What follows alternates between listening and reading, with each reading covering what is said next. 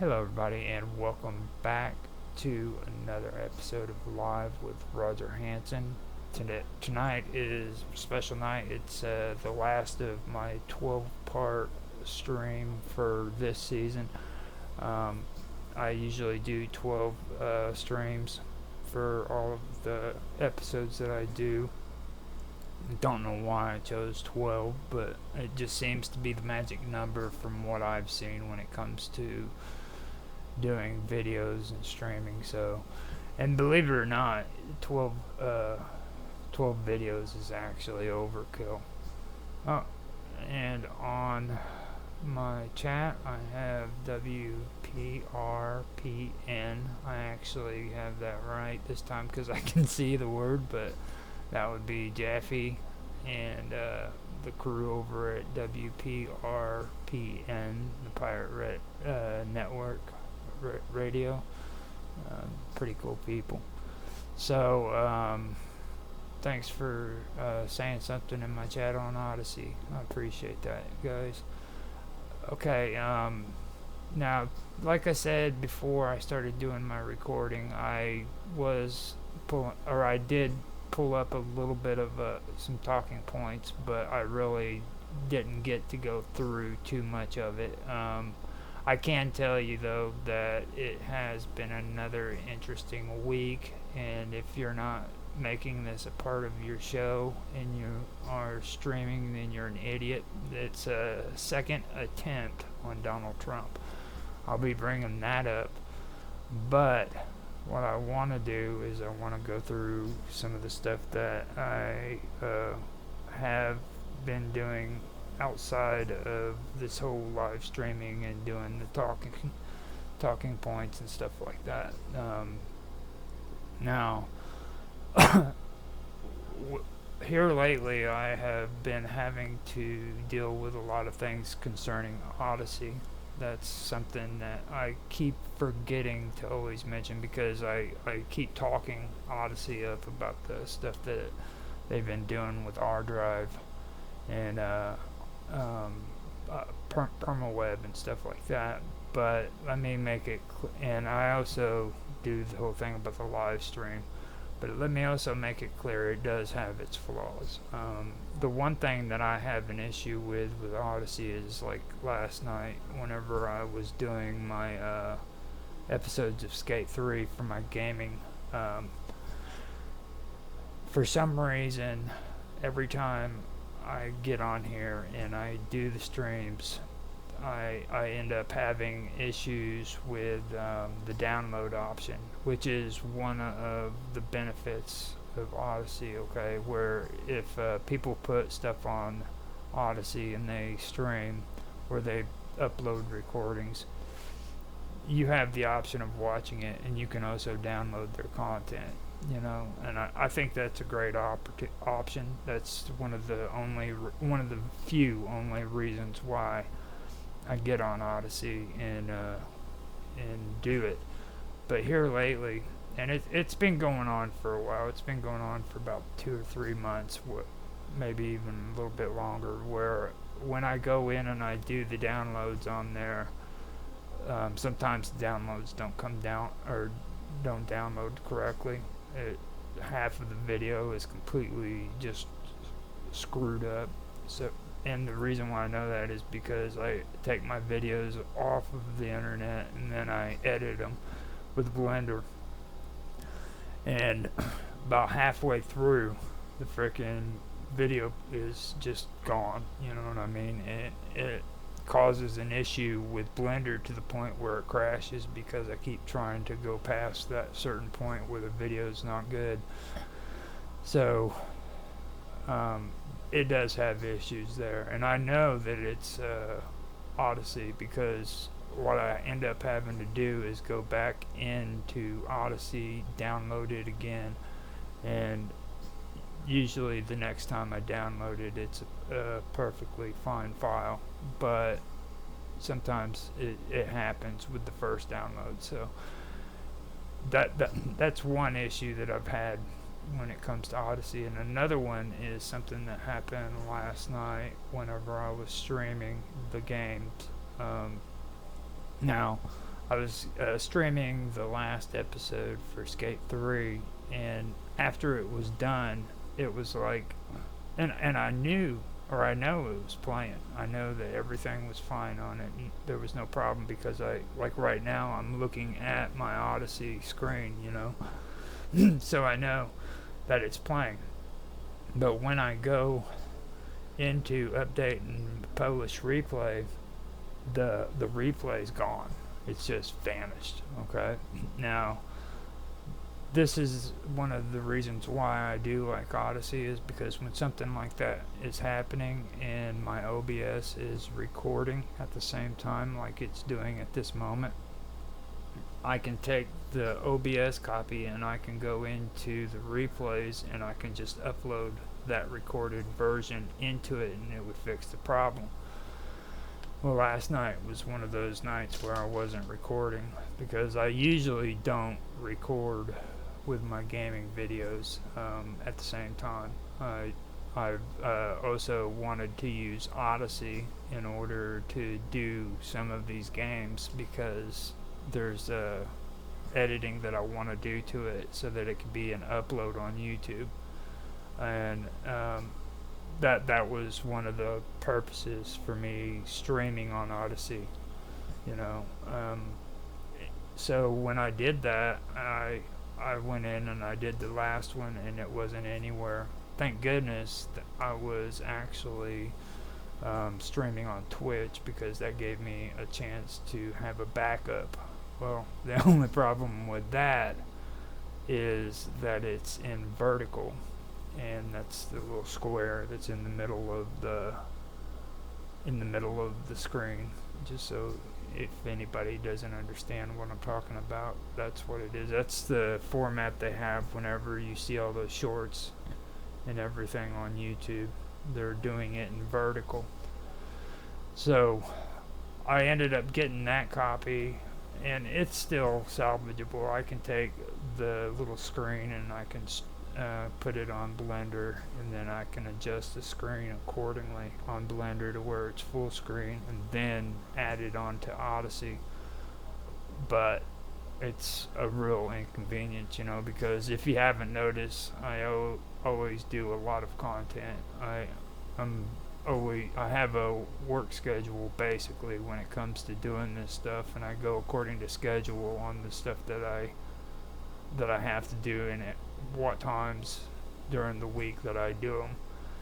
So it kind of slows me down, backs me up, and that's the issue that I had. You know what I mean? I ended up. Those are the issues. Now, it's like I said with the whole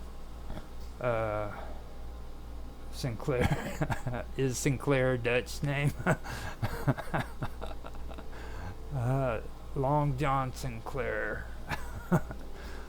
Okay, you're gonna have to ask WPRMP that Parabellum Agagite, because I have no clue. That was from Odyssey.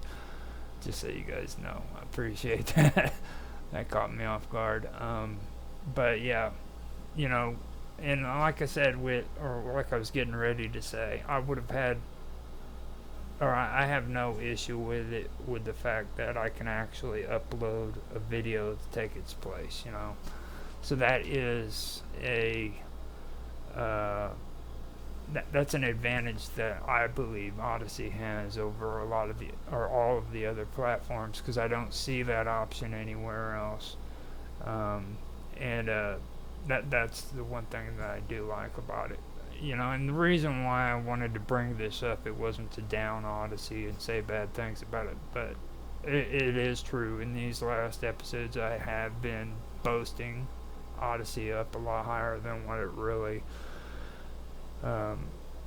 really should be, and that's my bad. I got real excited about the permaweb and checking out all the information on there, and finding out about R Drive. And I do want to also mention something about that too, considering this is the last episode I'm doing until next year. This stuff is extremely expensive. my buddy Dave on Skype pointed that out to me first, so I went in and I checked it out, and he is right. This stuff is extremely expensive. The prices when they drop, though, I'm gonna tell you right now, that's going to be the way of the future. I've had conversations with Minds Gaming over this, and he doesn't agree with me. He's still stuck on the past, doing a lot of old programs and shit. But I'm gonna tell you right now, and I think a lot of open sourcers have an issue with that, because like it really doesn't conform to what a lot of them feel is open source.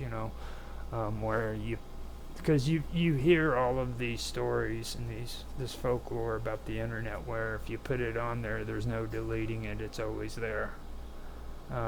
Which that has its own little bit of a back and forth controversy between these guys, because yeah, of course the stuff does disappear, but there is something today that we refer to as the dark web, and it's not really a dark web. This is just useless information that has been lost over the years.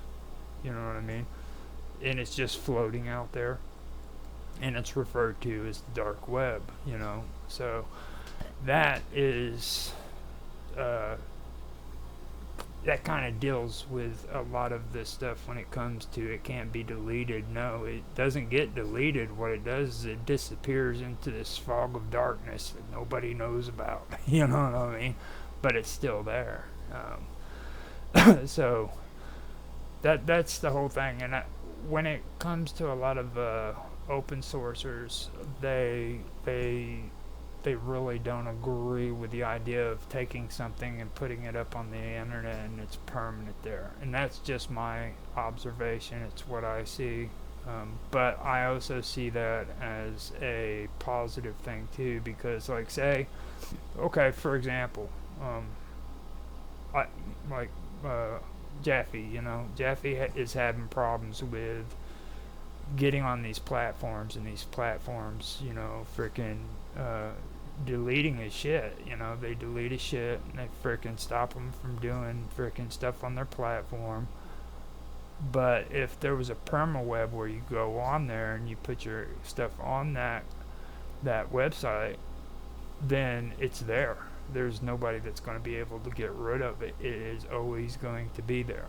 So in that aspect, it prevents all of these platforms from taking your shit and just being done with it. You know what I mean? So that is something that I see.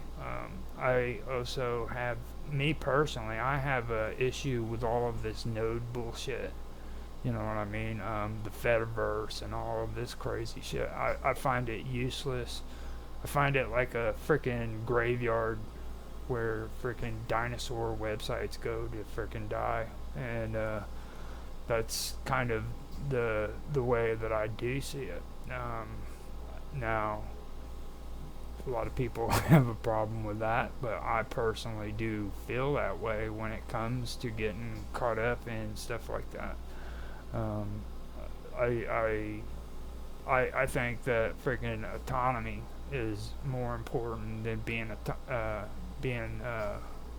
decentralized. You know what I mean? I think that whenever it comes to having my stuff put out there on the internet, I want it to be autonomous. I want it to be separate from everybody else's. If you want to come to my website and check out my stuff, then that's cool. I don't want to have my shit just pushing everywhere, you know what I mean? So yeah, here you go. Parabellum says it's on there, but if you fact checked it and make slow changes to it, you can all but remove what it is, like the Bible. Oh my goodness. You're comparing the Bible to the freaking internet. Something's wrong with that picture. So, but I get what you're saying. It is true, Parabellum. I appreciate the feedback on that. Now, for me, my whole issue has always been the fact that a lot of people are buying into this Fediverse and stuff like that. Minds.com has even recently started doing it as well, and that's something that I have had some issues with. That I really don't like the idea of that. First, the whole thing about monetization and things of that nature. I know what all that's about. Whenever that you get caught up into that with the Fediverse and things like that, you might as well just take real money and throw it out the window, because there's it gets insane, you know what I mean? And don't get me wrong, I play around with cryptocurrency too. I've done the whole Mint Me thing with Minds Gaming and Bob Dub and all of them, and I'm cool at playing, the Mint Me game. But I know that their currency is worthless. Okay, it's the same thing with these off-chain tokens that you get from Minds.com. They are worth absolutely nothing when it comes to monetary value. And I've seen the signs happening with their monetization program on their tier systems whenever they started taking away the cash options from the off-chain or the on-chain, making money off of Minds Plus, which I did have. I'm not gonna lie, and I have no problem with telling people, that's why I got Minds Plus, was for the freaking money. I mean, I didn't get on Minds Plus for quality freaking bullshit, because there's no such thing as quality videos and articles and all that stuff on Minds Plus. And you go on there, you see freaking memes, and you see freaking gifs, and you see fur babies, and you see nature stuff, you know what I mean? And that's it. There's nobody putting quality content on there. I see the same thing on regular Minds that I seen on Minds Plus, and I had Minds Plus for 2 years too, just so everybody knows. Okay, this isn't something I'm just saying. It got to the point where I didn't even go to the Minds Plus tab anymore. When I was posting on it, I did it on my own profile, and I freaking made sure that it went on the Minds Plus rather than on the regular Minds, and that was it. But I did do that so that I could get paid for it, and it wasn't very much. I mean, I made about, altogether, I would say about 200, $300 in I'd say about $300 in 2 years, and that was it, so it wasn't very much. It was just enough to where I could just barely get the amount back that I made on it, and then make a profit off of it. Because like when it comes to doing that stuff, that hold on, let me see what it says here. Parabellum says, have you ever noticed that we cannot make cities from the past? If you look closely, you'll see bigger doors and door handles. That's that a normal man can't reach. Things are not what they seem. Well, yeah, I guess. If you look closely, you'll see bigger doors and door handles that a normal man can't reach. Now, I really don't understand where that's coming from. You'll have to relate to me or elaborate on that for me, Parabellum.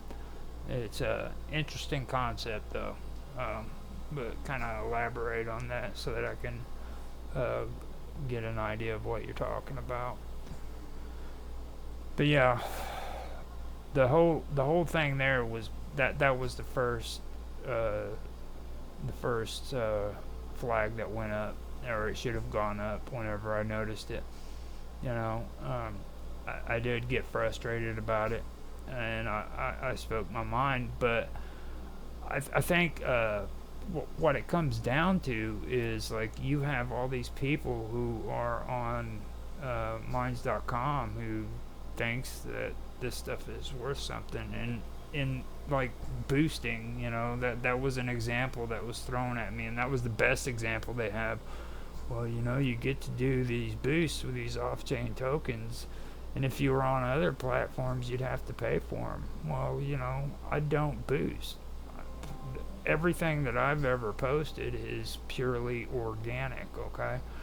I've been against boosting and promoting for a very, very long time. I think that that's a bullshit way of doing things. I don't think that freaking people should go out and earn their freaking hard-earned dollar working 40 hours, maybe even longer a week, just to come home and use the promote button on their YouTube channel. I think that that's a waste of good money. You know what I mean? So for me, that doesn't apply, because even with those, my off-chain tokens on Minds.com are just sitting still. I don't use them at all whatsoever. They're just there. I used them twice, and I didn't even get the reach from those freaking those times that I put into it. Like, I actually spent more in these tokens and got less, So I decided that I wasn't going to do that. But there's people who think that that's worth something, you know what I mean? And I don't think that it is, because I've been actually paying more attention to the analytics than what I did when I first started doing all this stuff. And I've been noticing that there's something called freaking organic reach, which everybody isn't really aware of, okay? And with your views, okay, and organic reach, what you're getting there is you're getting real contact, you know what I mean? You're getting real views. In other words, these are actual views of people who are watching your content, all right? And when you get those, what happens is you get better reach. You get more quality interaction with the people that are around. Now, if you go in there and you hit the promote button and the boost button, what happens is all of these people are getting your shit that they don't like. A lot of them don't want to see what you're posting up there. A lot of them don't like what you're posting up there, but they're seeing it.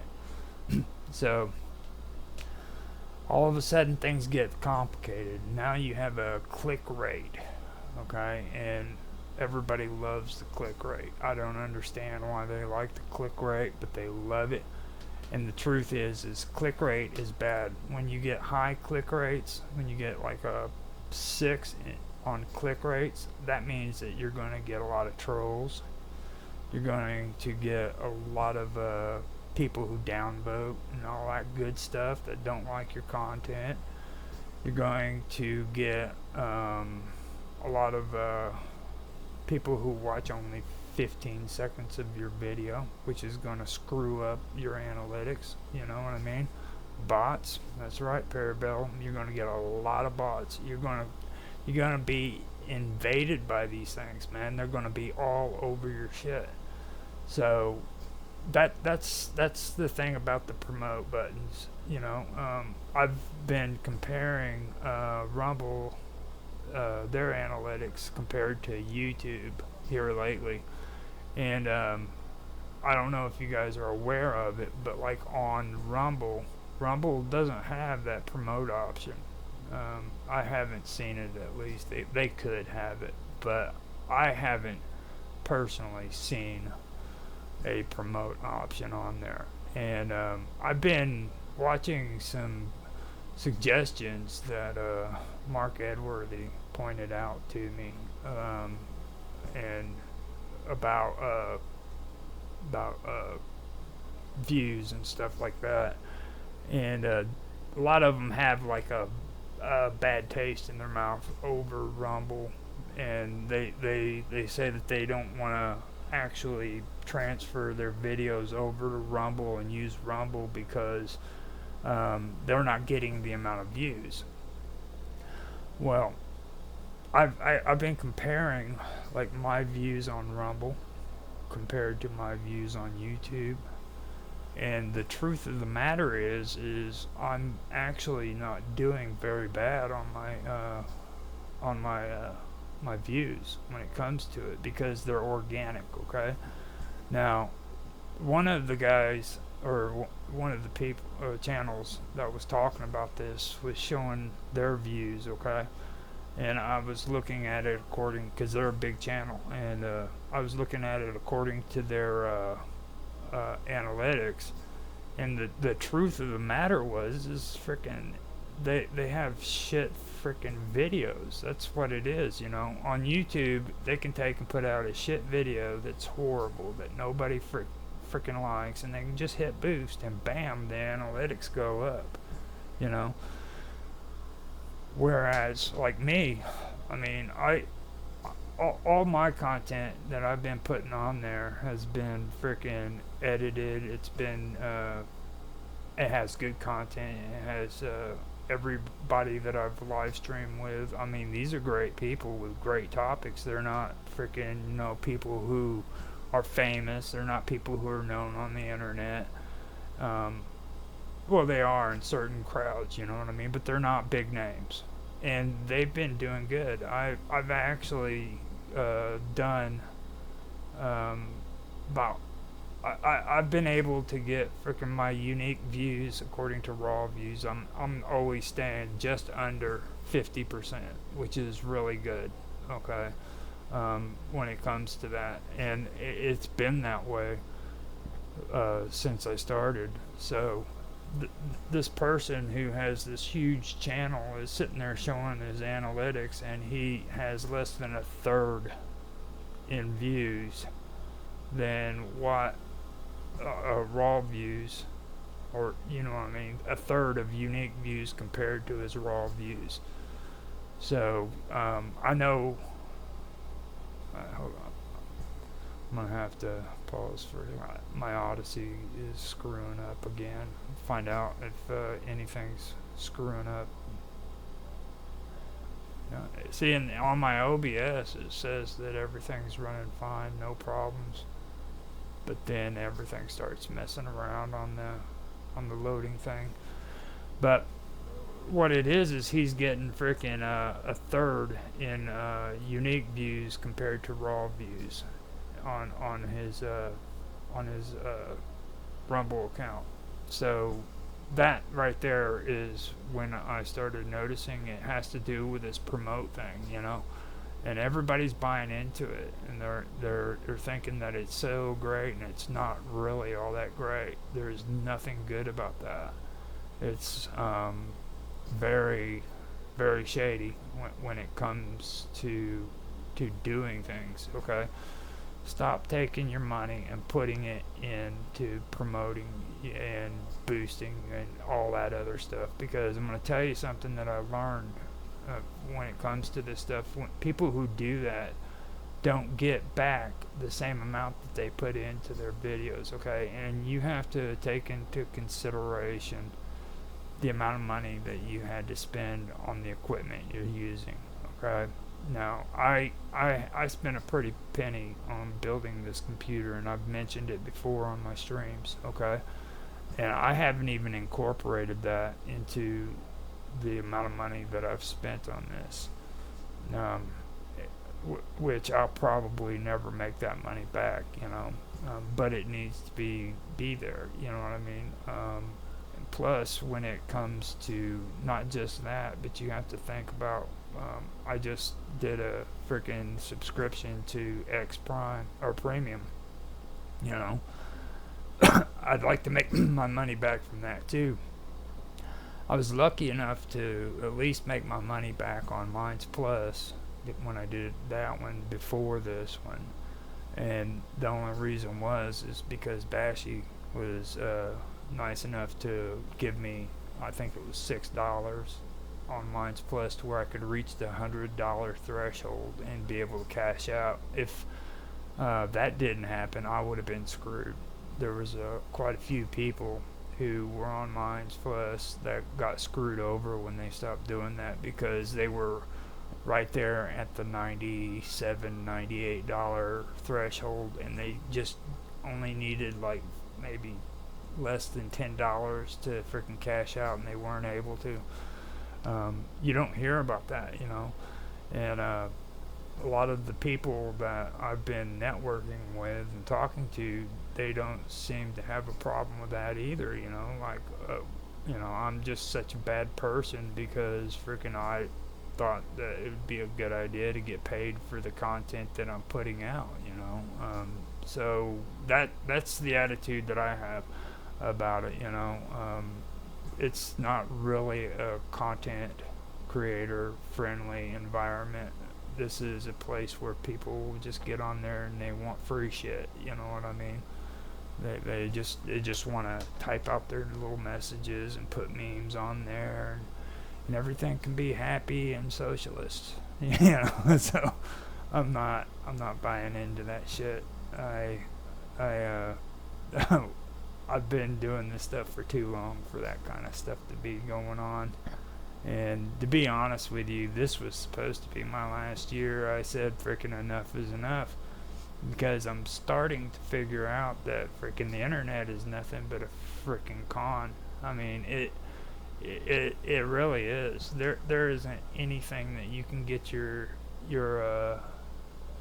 interests in when it comes to the internet that is actually productive, where you can actually make a profit off of something or freaking anything, make, like create a business, whatever. You just cannot do it. A while back I was getting into selling novelty items like magic cards and stuff of that nature, so I got involved with eBay. And with eBay I was trying to freaking just sell freaking magic cards, trade them over the internet. It cost more money to freaking ship one magic card to another person than what the actual card was worth. I had a few people that bought them, you know what I mean? But the only thing is it just felt so bad because they had to pay more for the shipping prices on this card than what the actual card was worth. They could have walked down to a freaking, or they could have gone to their freaking, shops and bought them cheaper there than what they did with me over the internet. And I find this everywhere, not just on platforms when it comes to streaming and stuff, but like with eBay, with any kind of stuff that you're wanting to do, selling seeds, you know what I mean, for planting. I was big on that. I did that. Same deal, man, it's a scam is what I'm basically saying. The internet is probably the biggest scam that you could ever get involved in. At one time when I was younger, I remember they used to have these computer freaking teaching places. They had them everywhere. Like you could go down to the strip mall, which a lot of the younger people don't know what a strip mall is.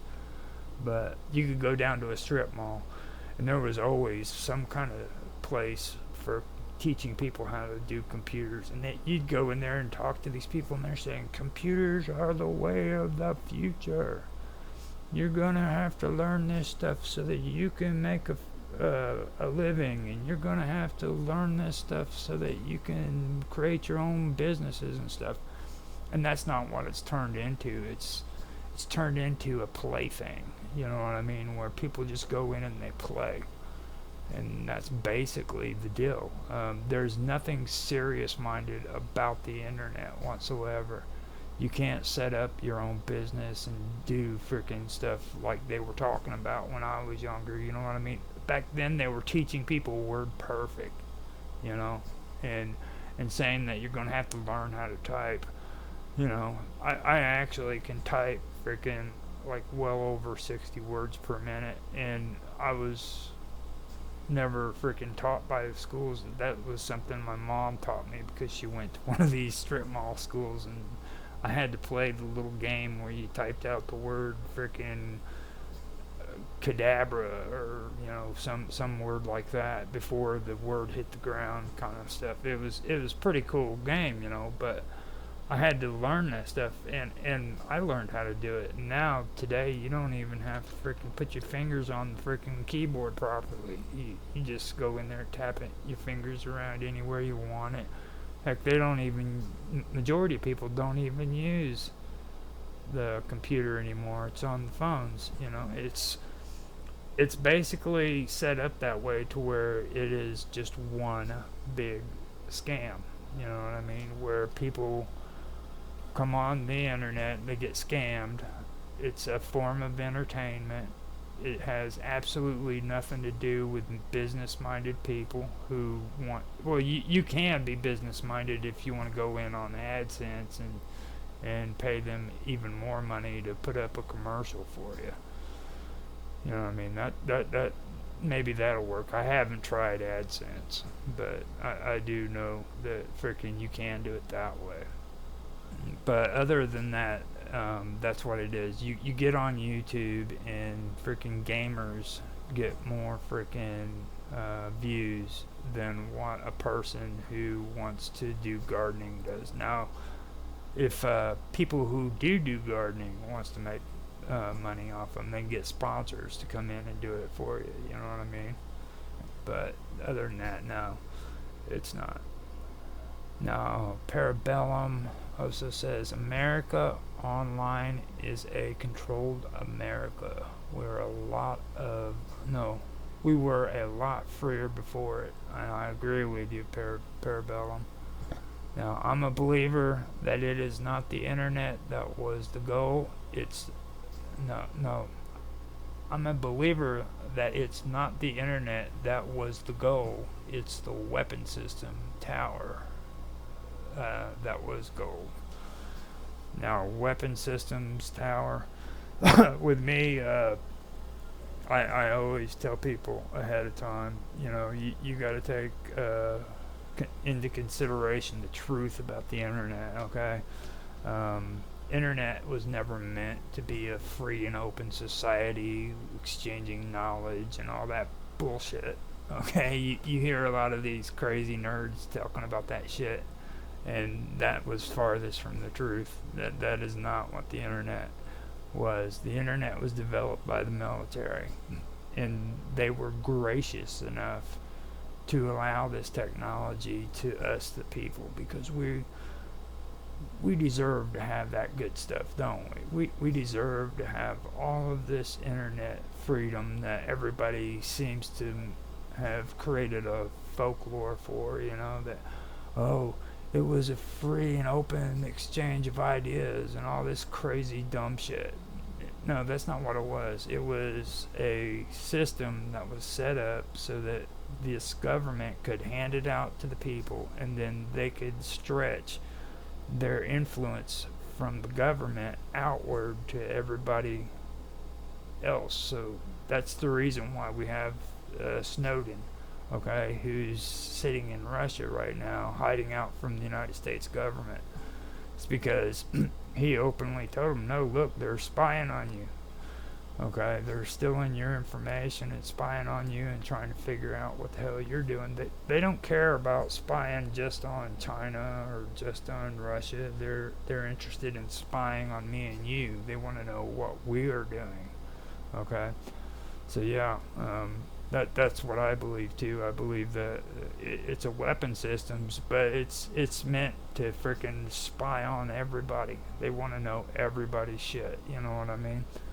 And that's what the internet is.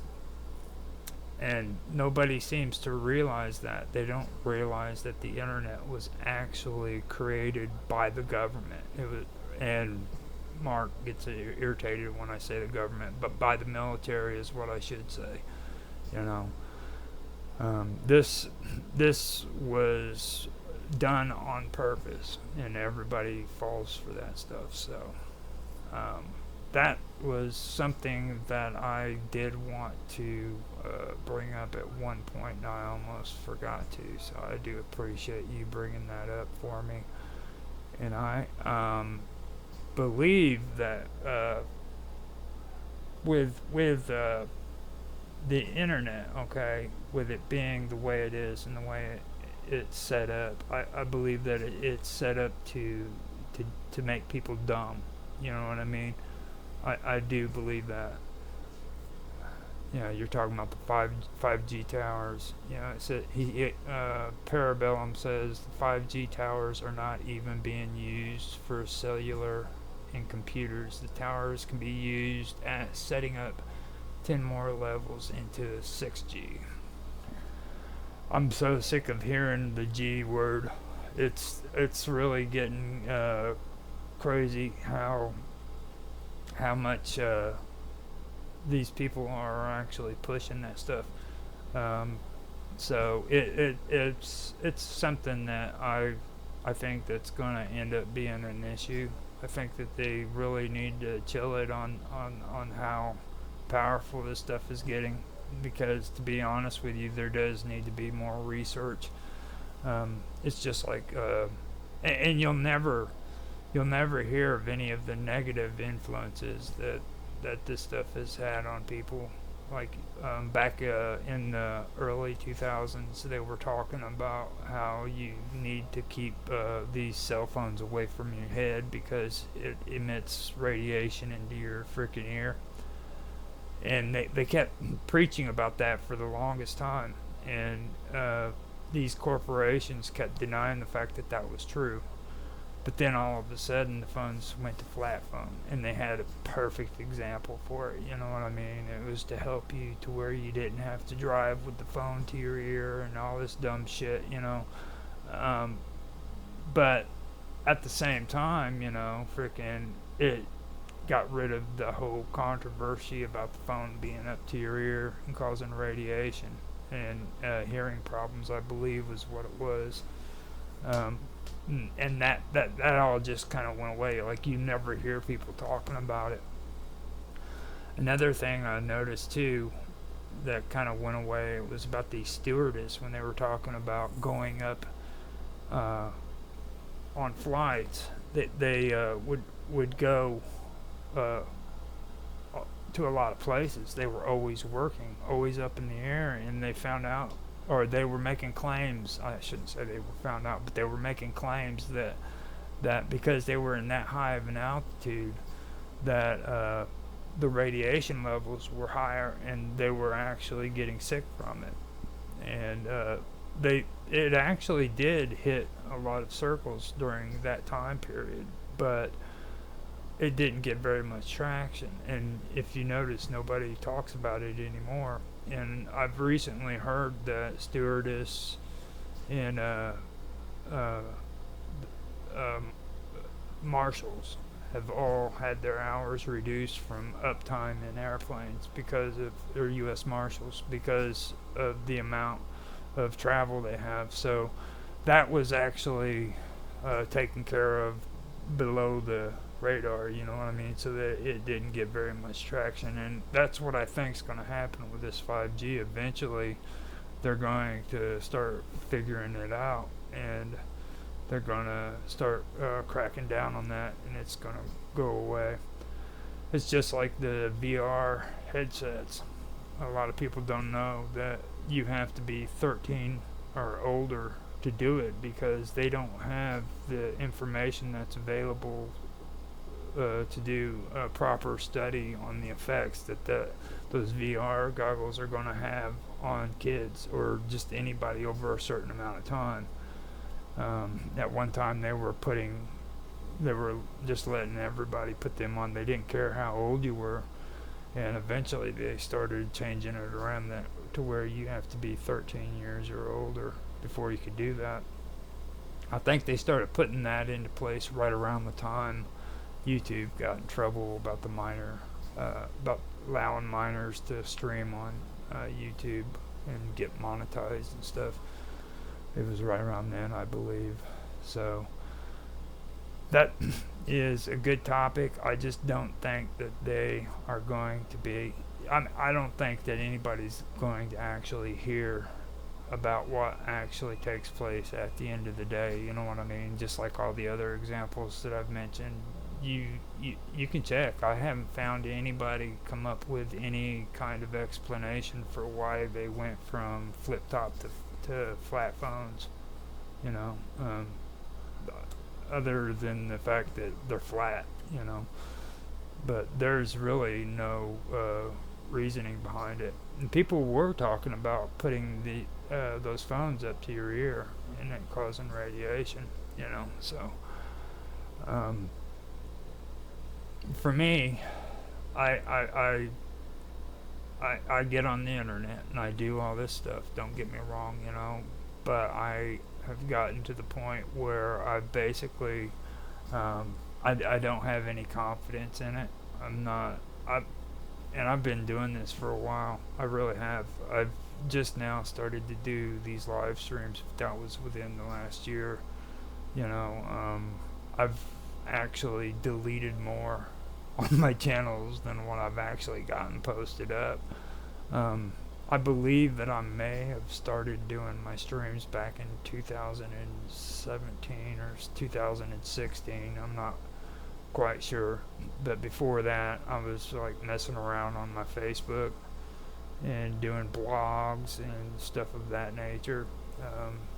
So it's kind of foggy when it comes to thinking about all of that and how long I've been doing it. Okay, and for me, I have found nothing that has been productive when it comes to the internet. Trying to do something for yourself and trying to be creative, because see, when you start trying to be creative on the internet, they try to shut you down. Okay, and that's the way it works. That's the reason why people are getting censored. It's because they want to be creative and they want to talk and discuss things that are on their minds. But oh no, we can't have that. We've got to censor that out. You've got to go according to protocol. You got to go according to the way they want you to do it. You know.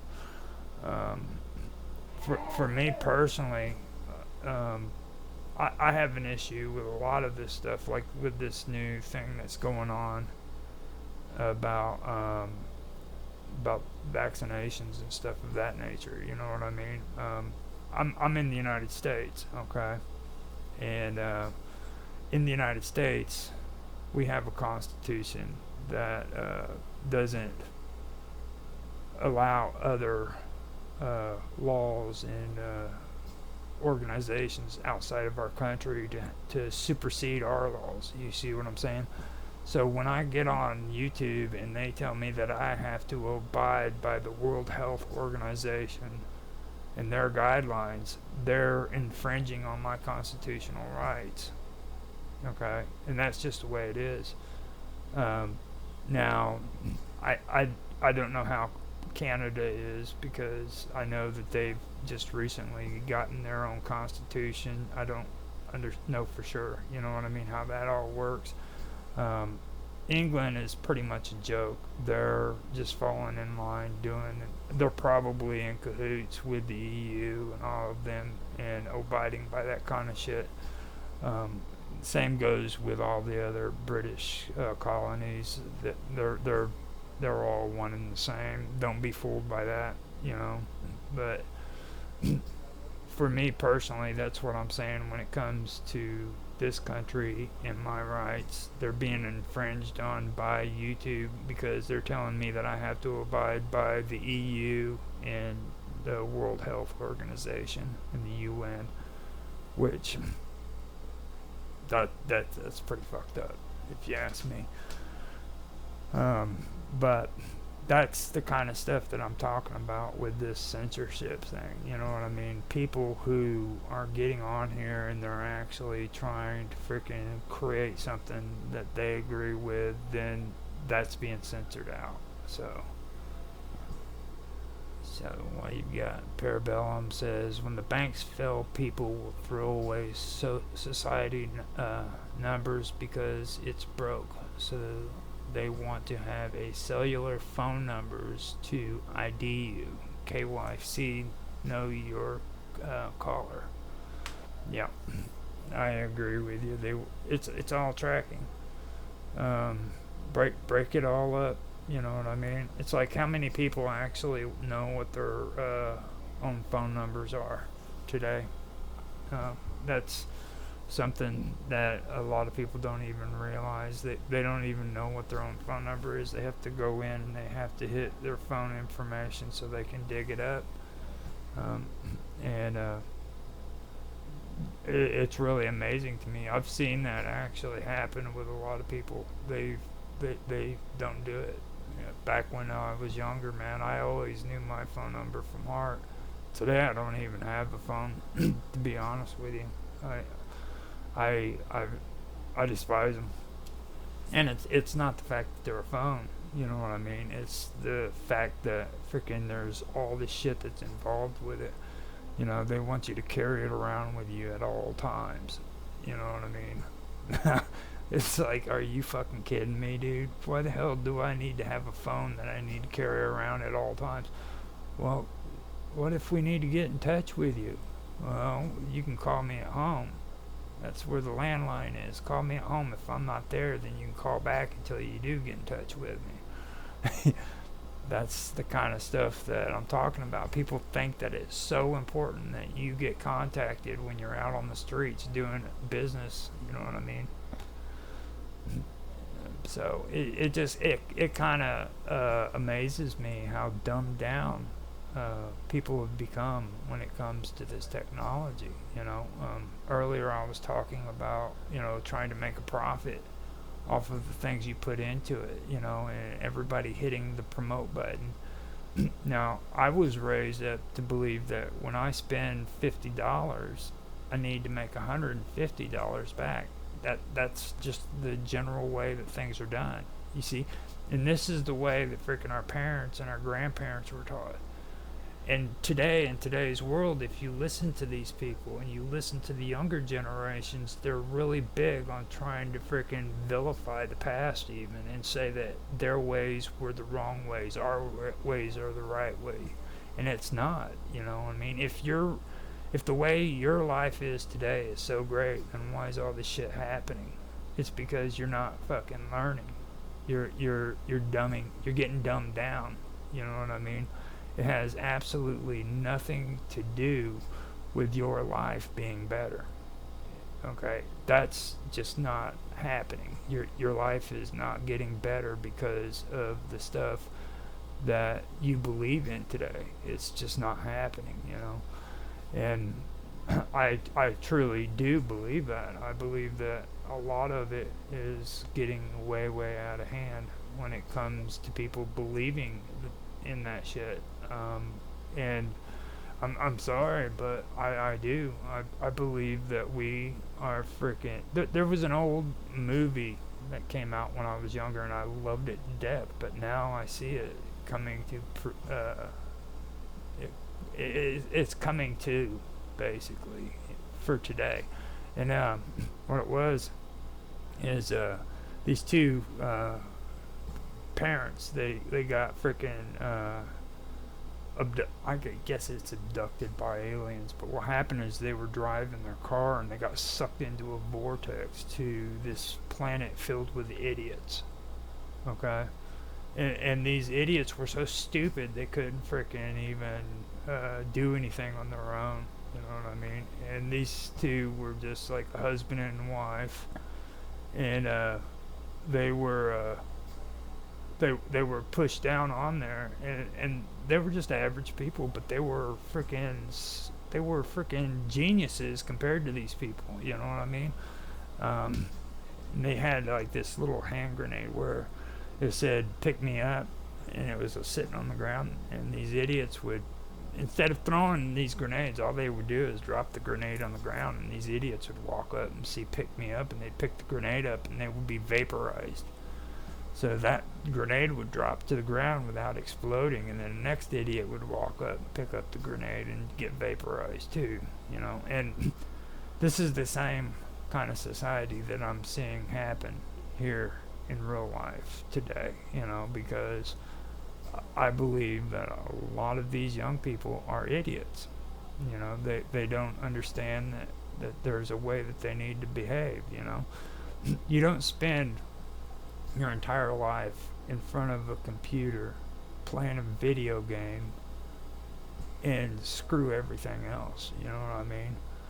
You need to go out and you need to participate with people. Those people that you go to school with, go hang out with those kids. Freaking go do things that are away from your house, away from your computer, away from your video game. Be a part of life. There used to be kids playing in the freaking streets and out in the yards and stuff like that, hanging out with one another, getting dirty. You know what I mean? You don't see that stuff anymore. Austin Todd, somebody that I do a show with on the Wonderful World of Weirdness, brought it up just here recently, and I thought about it, and it's true. It's like, here's a question for all of you guys. I'll share it with you. Name the last time you saw your neighbors taking groceries in from the store. When was the last time that you've actually seen any of your neighbors bringing the groceries in?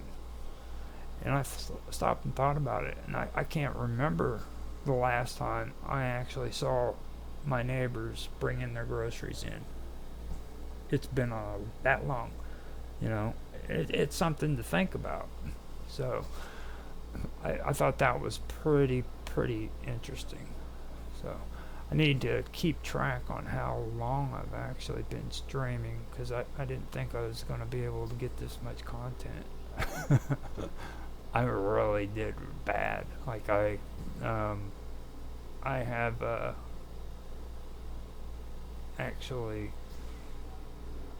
been doing other things, and I got caught up with a lot of weird shit that I do want to go through, but I got distracted. I shouldn't have started out with Odyssey. You know what I mean? That's just one thing that I should never have done. So with that, that's on me.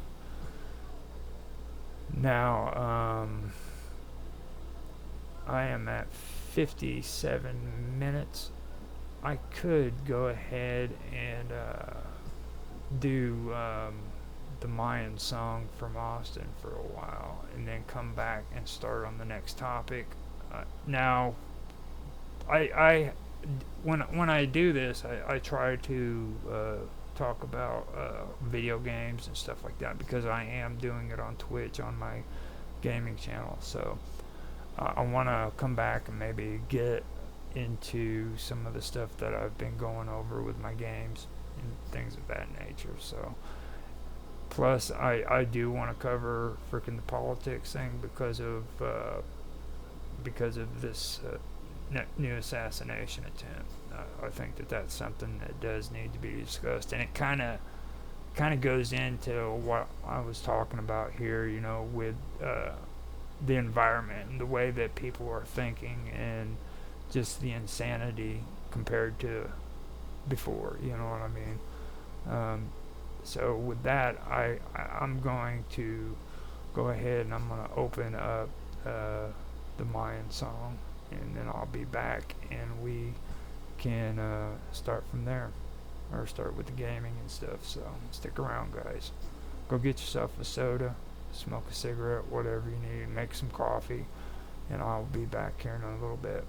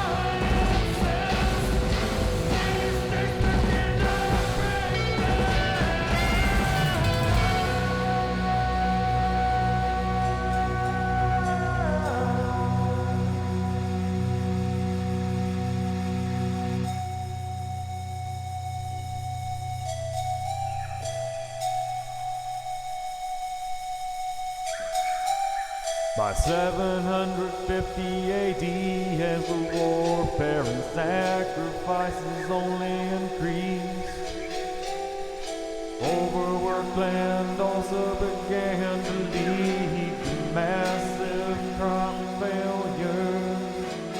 The crop failures led to food shortages, famine across the land, and deforestation from overbuilding put an end to the growth of the city-states.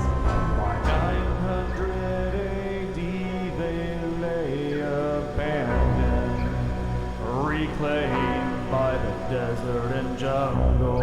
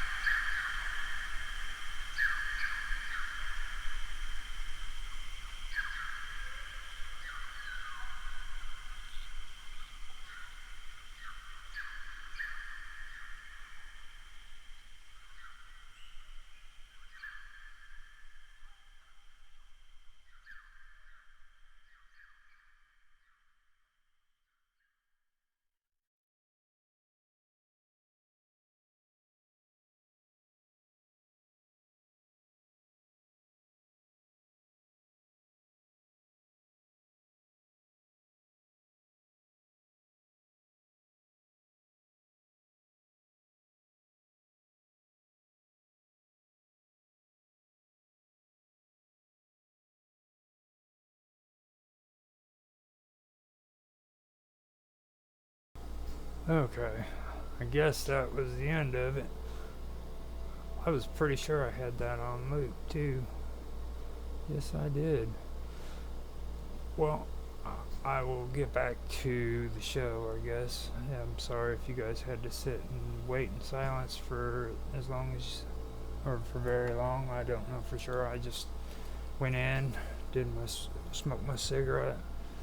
Was gonna get me a cup of coffee, but found out that we were out of it. But I had some old instant coffee, and I ended up making me a cold cup of instant coffee. I'm sick like that, I know. But anyhow,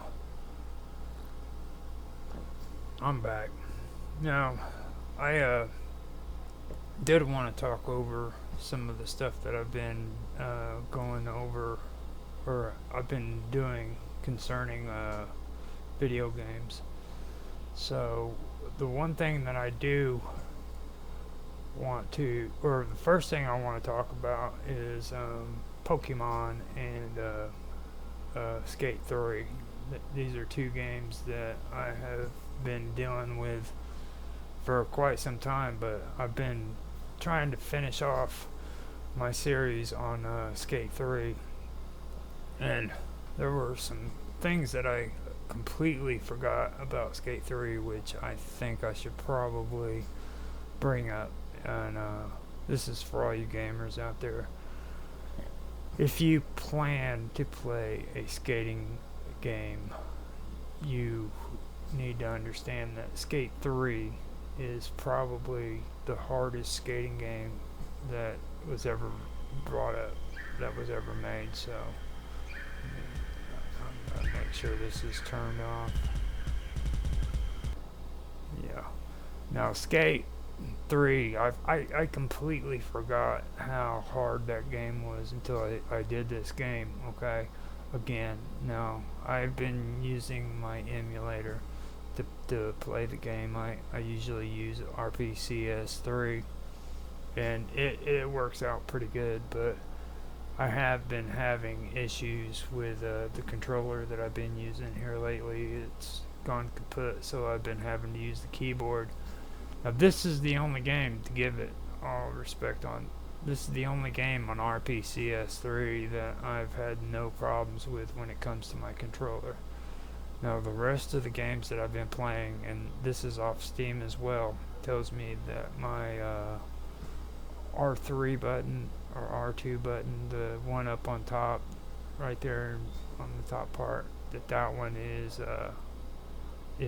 out. But I use this emulator and it seems to work perfectly with no problem whatsoever.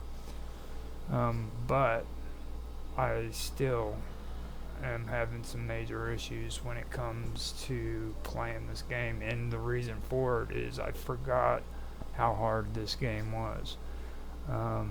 This game, I've been playing it for well into a year now, at least, and I can tell you one thing, I haven't learned a damn thing from it. The tricks are freaking insanely hard, and what happens is I end up playing for a certain amount of time with this game, and then I have to go and I have to edit the videos and then move on to something else. And when I come back to it to play it again, I have seemed to somehow forget everything that I learned from the time before. It is that complicated of a game, and I've busted my butt on getting as far as I have gotten. Usually I try to make about 30 videos for every game, and then I move on to the next one. I like to call it variety gaming, and most of my games are Let's Plays, which means that I'm not going, there's a good chance I'm not going to beat the game, you know what I mean? And that's basically what it is. The objective to streaming that video game isn't to start the game and finish the game and videotape it. So that's what a Let's Play is. But I try my best to get 30 of them, then I move on to the next game. On this one, I am up to 26, and I also do fail videos with my video games too. So when I go through and I edit, I take out all of the spots where I've basically died in, or I've planted my face in the concrete on Skate 3, and I put it in its own separate fail video compilation, about 15 minutes worth each time. And doing that, I've came up to 26 videos now, but the amount of time and effort that I've had to put into this game at making these videos is insane. I have got to honestly say, and I do mean this, that this is definitely the hardest game I've ever played, and that goes with all my retro games too. So with that being said, I do want to put it out there that I do have to say that one is the hardest one. I have been working on it. I'm finally almost done. I think I may be at video 30. Like I said at the beginning of this stream, I had to go in and download the last stream that I did off of Twitch. I'm going to have to make some adjustments with Blender to make the screen full screen and everything. But I do have that, and I may be able to finish it off. So I'll be done with that one. Now, from this point on, whenever I do my streaming, I'm not going to do like a crap load of marathon of games like I've been doing in the last 2 or 3 years. I believe it's been 2 years that I've been doing that. I was posting think it was 9 videos a day the first year, and then 6 videos a day. Yeah, it was 2 years for last year or this year, but that's done. It's not happening anymore. It's going to be 1 video a day. Each video is going to, or each day is going to have a different game, and that's how I'm doing it from this point out. I'm taking a note from what Jaffe does. He likes to archive his videos after he live streams, and I've started doing that with my gaming videos. I've gone through, gotten the older ones that were live streams, and I'm archiving them for archiving uploads. Basically, I'm gonna upload them with them edited and looking nice. With that being said, that comes into the next part of what I was going to also mention, which is I have 2 videos that are actually no two videos that are being archived right now, and they have been from beginning to end. That means I beat the game.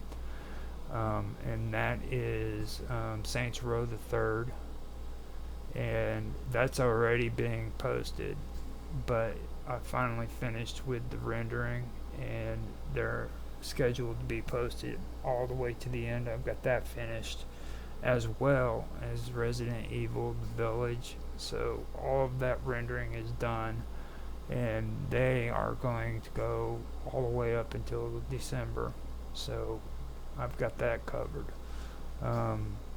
Not only am I putting that on YouTube, which is going to be synced up with Odyssey, and you'll see them on Odyssey, but I've also got them uploading now to Rumble, so I've got that going and ready, as well as having Saints Row the Third and Saints Row the Third and Resident Evil The Village on Rumble. I'm also adding Call of Duty 4, which is a game that I'd beaten previously. I'm editing that out, or I've already got it edited out. Now I'm adding it to Rumble and scheduling it to where it'll be going. I don't know how far ahead I can schedule my videos, so I'm not taking my chances on that one. I just did 20 videos, which is all of the Call of Duty 4 Modern Warfare videos, and I've got all those scheduled out and ready to go, but I have more of them for Saints Row and for Resident Evil, so I've got to schedule those out later, but I'm only going to do 20 of them right now, and that's already on my Gaming with Infamous, which is the main channel there on Rumble for my thing. It's not live with Roger Hanson or anything like that. It's actually Infamous OG 1973, which is my my default channel. So that is going to have games actually uploaded to it. I have been doing live streams on there, but I haven't been uploading anything. I'm getting pretty close to having everything that is on the live streams with the interviews and the roundtables almost scheduled onto Rumble. I've made it up to episode 14 on everything, and I am going to episode 24, I believe, with those, but there are some that aren't there. My organization skills aren't really as great as what I thought they were, so either that or they're still in my 8-hour block folder, because what I usually do is I take these videos in their raw form and I make an 8-hour block of them, and I post those up on YouTube on this channel. So I will have those coming out too. They're starting in I believe after I'm done with this episode, they'll start coming out next week. So I have that, and then what I do is I take them from that folder and I put them into another one that was supposed to be my podcast folder, but I gave up on Spotify. I deleted my account, and that was that. So I don't do Spotify anymore. Instead, I take those videos and I put them on Rumble, and that is how all of that's working out right now. The reason why I gave up on Spotify was because Anchor ended up selling out to Spotify, and I don't like the way that Spotify is working out anymore. It reminds me really, really bad of Twitch, and I don't really like the way Twitch is actually set up, even though I am streaming on Twitch. But I just don't like their whole format and the way that they do things. So I'm not contributing to that kind of dumb shit, you know what I mean? It's not worth my time, not worth my effort. I'm almost to the point of being the same way when it comes to YouTube too, by the way. So just be aware of that. I'm not just saying that about Twitch. I do have my issues with a lot of the other platforms as well. All of them actually.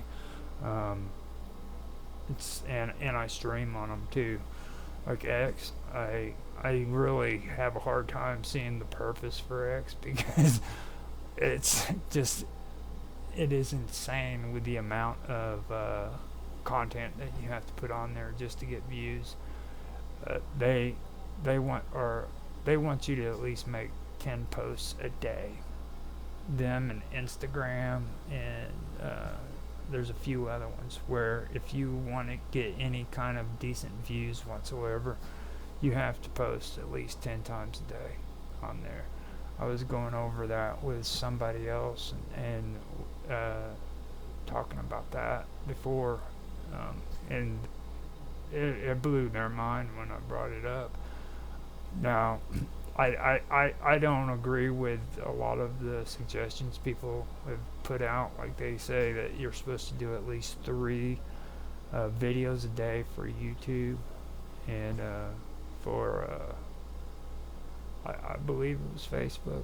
I could be wrong, but I don't agree with that because I think that you need to put more on there for people to actually get your views, or for you to actually get your views on there, because I personally had to post more than just 3 a week, you know, and that's my experience with it. But I've never really had very much luck when it comes to X, and I gave Instagram a try whenever I was on Facebook. But since then, I've backed out of being on Facebook altogether, and I don't use Instagram at all whatsoever. I tried it for a little while, but it didn't work out all that great. So that is the reason why I had that podcast folder, is what that was all for.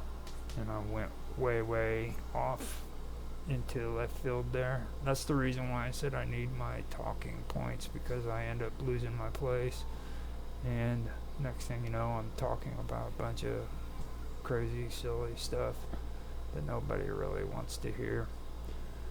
So now after I was talking about those things happening, I realized something too when it comes to these blocks.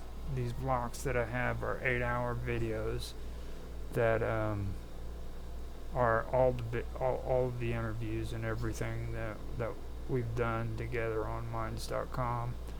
The Live with Roger Hanson, Tech Talk, done the Minds Roundtable. I've done some with Karma Love that has to do with strangeness, conspiracy theories, um, history, which I've actually started using that on my wonderful world of weirdness as well. It's called Mysterious uh, uh, Histories, Mysteries, or something like that. So I've been doing, or that's what I've been adding to these 8-hour blocks. So they're all coming out. I've got tons of them set up. I think they're good until the end of December. One of them ended up getting me a warning on YouTube because I left in something that had been previously put on there. We were talking about, that medical stuff again, and you know how YouTube is these days. So I believe I got a warning off of that. That makes 3 of them that I've gotten on 3 different channels. I really believe that eventually YouTube's going to go down. It's getting ready to get taken out. I don't think it's going to be around very much more. If it isn't taken down, it'll end up being like MySpace is now. Just a place where people can go in and make cool little videos and share them. Which, believe it or not, MySpace is still around. It's just not very much used. It's pretty horrible actually, but I believe that if they keep going the route they're going, it's going to crash and burn. I can see that happening pretty soon too. A lot of the stuff that they're doing on there is pretty bad, and they keep sending out these invitations to do a survey, and whenever frickin' you go into those surveys, I've been noticing that like they say that they're not gathering information on you, but for some reason every time I did that, bad shit happens.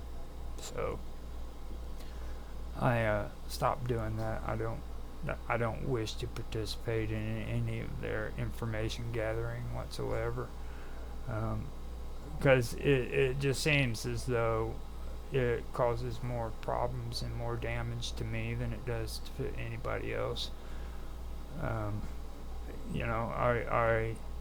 I'm not satisfied with it because, like, here in the gaming community, for me recently, I've had to, I've experienced something that I didn't like. It was a friend of mine that's on there, and he does gaming. It's Maxie's RPGs, and everything I've seen that he's put on YouTube has been pretty good. You know what I mean? And it's had no controversy. It's just video games. He was on there. He had his subscribers up to like 375, I believe, right around there. And they just literally got blocked off his channel. You know what I mean? They did it, and they said that it was because of spamming. Well, he went and tried to do inquiries and asking them what exactly it was, and he got nothing back. So he eventually he did go on Rumble and start an account, so he is on there. But he eventually went back to YouTube and started up a channel again, which I think if that happened to me, I would make my cut from YouTube, and that would be the end of it. I don't think I would be willing to invest my time into any of that stuff ever again. But that's something that really annoyed me about all of that when it comes to like the gaming thing and stuff of that nature. It's not just people who are on here, talking about controversial things. Everybody's being attacked when it comes to this kind of stuff, and it's just something that that needs to be understood, you know, because that's what's happening. It's not just, you know, Jaffe and his pirate radio network. You know, it's everybody. They're even doing it with gamers and stuff. So now, what else was I going to talk about? Okay, I am done with that, and what I wanted to do was talk about Pokemon. Now, I have been working on my retro, getting a lot of retro games going out on my channel, and if nobody's noticed that, I'm sure they have, but let me kind of point out why that's happening. I've had a ton of retro videos sitting around on my computer that Rapid keeps making me play. Like, this dude just won't stop, you know what I mean? He keeps making you do challenges and shit, and then frickin' you do these challenges and he makes you do more challenges. So I had a ton of retro game challenges that that I had stored on my computer. So I decided, you know what, I'm gonna go ahead and store those on my computer, and later on I'm gonna post them up. I'm gonna make a video series just on frickin' these challenges that I did for Rapid G. So I did that. If you want to see those challenges, you can find it on Nostalgia Gaming Retro on YouTube, and you can see a lot of the footage that he has there. It's a pretty good channel too. So what I did is I took all of these challenges that I had with him. I also did the videos that me, him, and Matt did together when it came to the Adventures of Zelda. I put those on my channel as well. That actually came out looking better on my videos than what it did on Rapid's. Like, Rapid did that randomizer, and the game just utterly sucked. I mean, I'm not a fan of Zelda in the first place, but I'm just going to tell you right now, the randomizer and doing it with more than one person, just it was horrible. I don't even think we finished that game, to be honest with you. We might have, but I'm not quite sure. It was just that bad. So with that being said, though, I went over the video that I had recorded for, and it wasn't all that bad. I just had to cut out all the extra stuff of me roaming around doing useless stuff, because that's what I did the majority of the time. That was my first time playing that game. When it comes to Zelda, I'm old school 2-bit world kind of Zelda games. I don't think I ever tried to do anything more than Zelda 2. I could have tried some other stuff, but I doubt if I did. But I had those going on there as well, and that was interesting. Needless to say, that was pretty interesting. I still don't like Zelda. I hate that game with a passion. And the reason for that was because of my brother-in-law and my sister, my older sister. They were obsessed with Zelda. All they ever did was play Zelda and Mario Kart, you know. And that was it. That was it. Just, and it was bad. It was like Mario World and all that crazy stupid shit, you know what I mean? And then when I think I was about, let me think about it. I think I was about 19 when I moved from Arizona to Illinois, and we moved up here, and I met this friend of mine, Stephen Lee, and that's when the whole Sonic the Hedgehog thing started. I hate Sonic like you wouldn't believe, dude. And the reason wasn't because of the game necessarily, but it was because of these people who freaking wanted to play the same game over and over and over and over and over and over again. You know what I mean?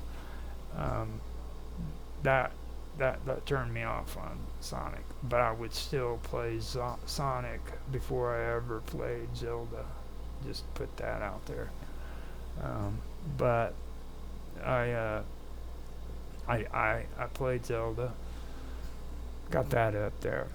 Now, after I did that, I also added on my Pokemon stuff. Now, that is something I gotta give Rapid credit for. He converted me from being an anti-Pokemon supporter to actually liking the video games. I'm not gonna say I'm ever gonna sit down and play the card games for Pokemon. I find those still ridiculous.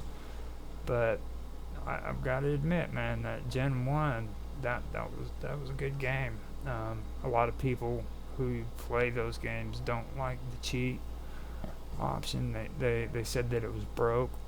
I don't see broke. I see opportunity to do cool shit, not broke. They have glitches on there like you wouldn't believe. You could do so many cool things on Pokemon Gen 1 that is just awesome. And I had a little bit of a conversation with the Drew Gamer about that in my comments section, you know, and I understand where he's coming from, you know what I mean, but I also enjoy the whole glitching part of it as well. I've been making video series of this one, and I really like how I actually set this one up, because like the Drew Gamer in Rapid, they have a way of doing their games, and it's traditional, I guess, from what I've seen. All these people on YouTube do it, but they like to make it template style, you know what I mean, where you have the game playing in a little squared area, and then you have the points and for the Nuzlocke, and then you have like what the Pokemon are that you have sitting up on the side, which is cool, and I like it. But at the same time, I wanted to do something different with mine. So, you know, being in the tradition of infamous OG 1973, that's me. You know, I fuck shit up. You know what I mean? That's how I play. And it's all about the battle. You know what I mean? So for me, I changed it up. Instead of doing the template like they do, what I did is I freaking went through and I cut out all the fight scenes, and it's all the fight scenes, dude. It's every Pokemon battle that I did from beginning to end. Okay? And like all the boring shit, you know, walking through the grass and getting lost in the forest and all that just nonsense, you know what I mean? Just get that shit out of there. We don't need that crap. So that was all gone.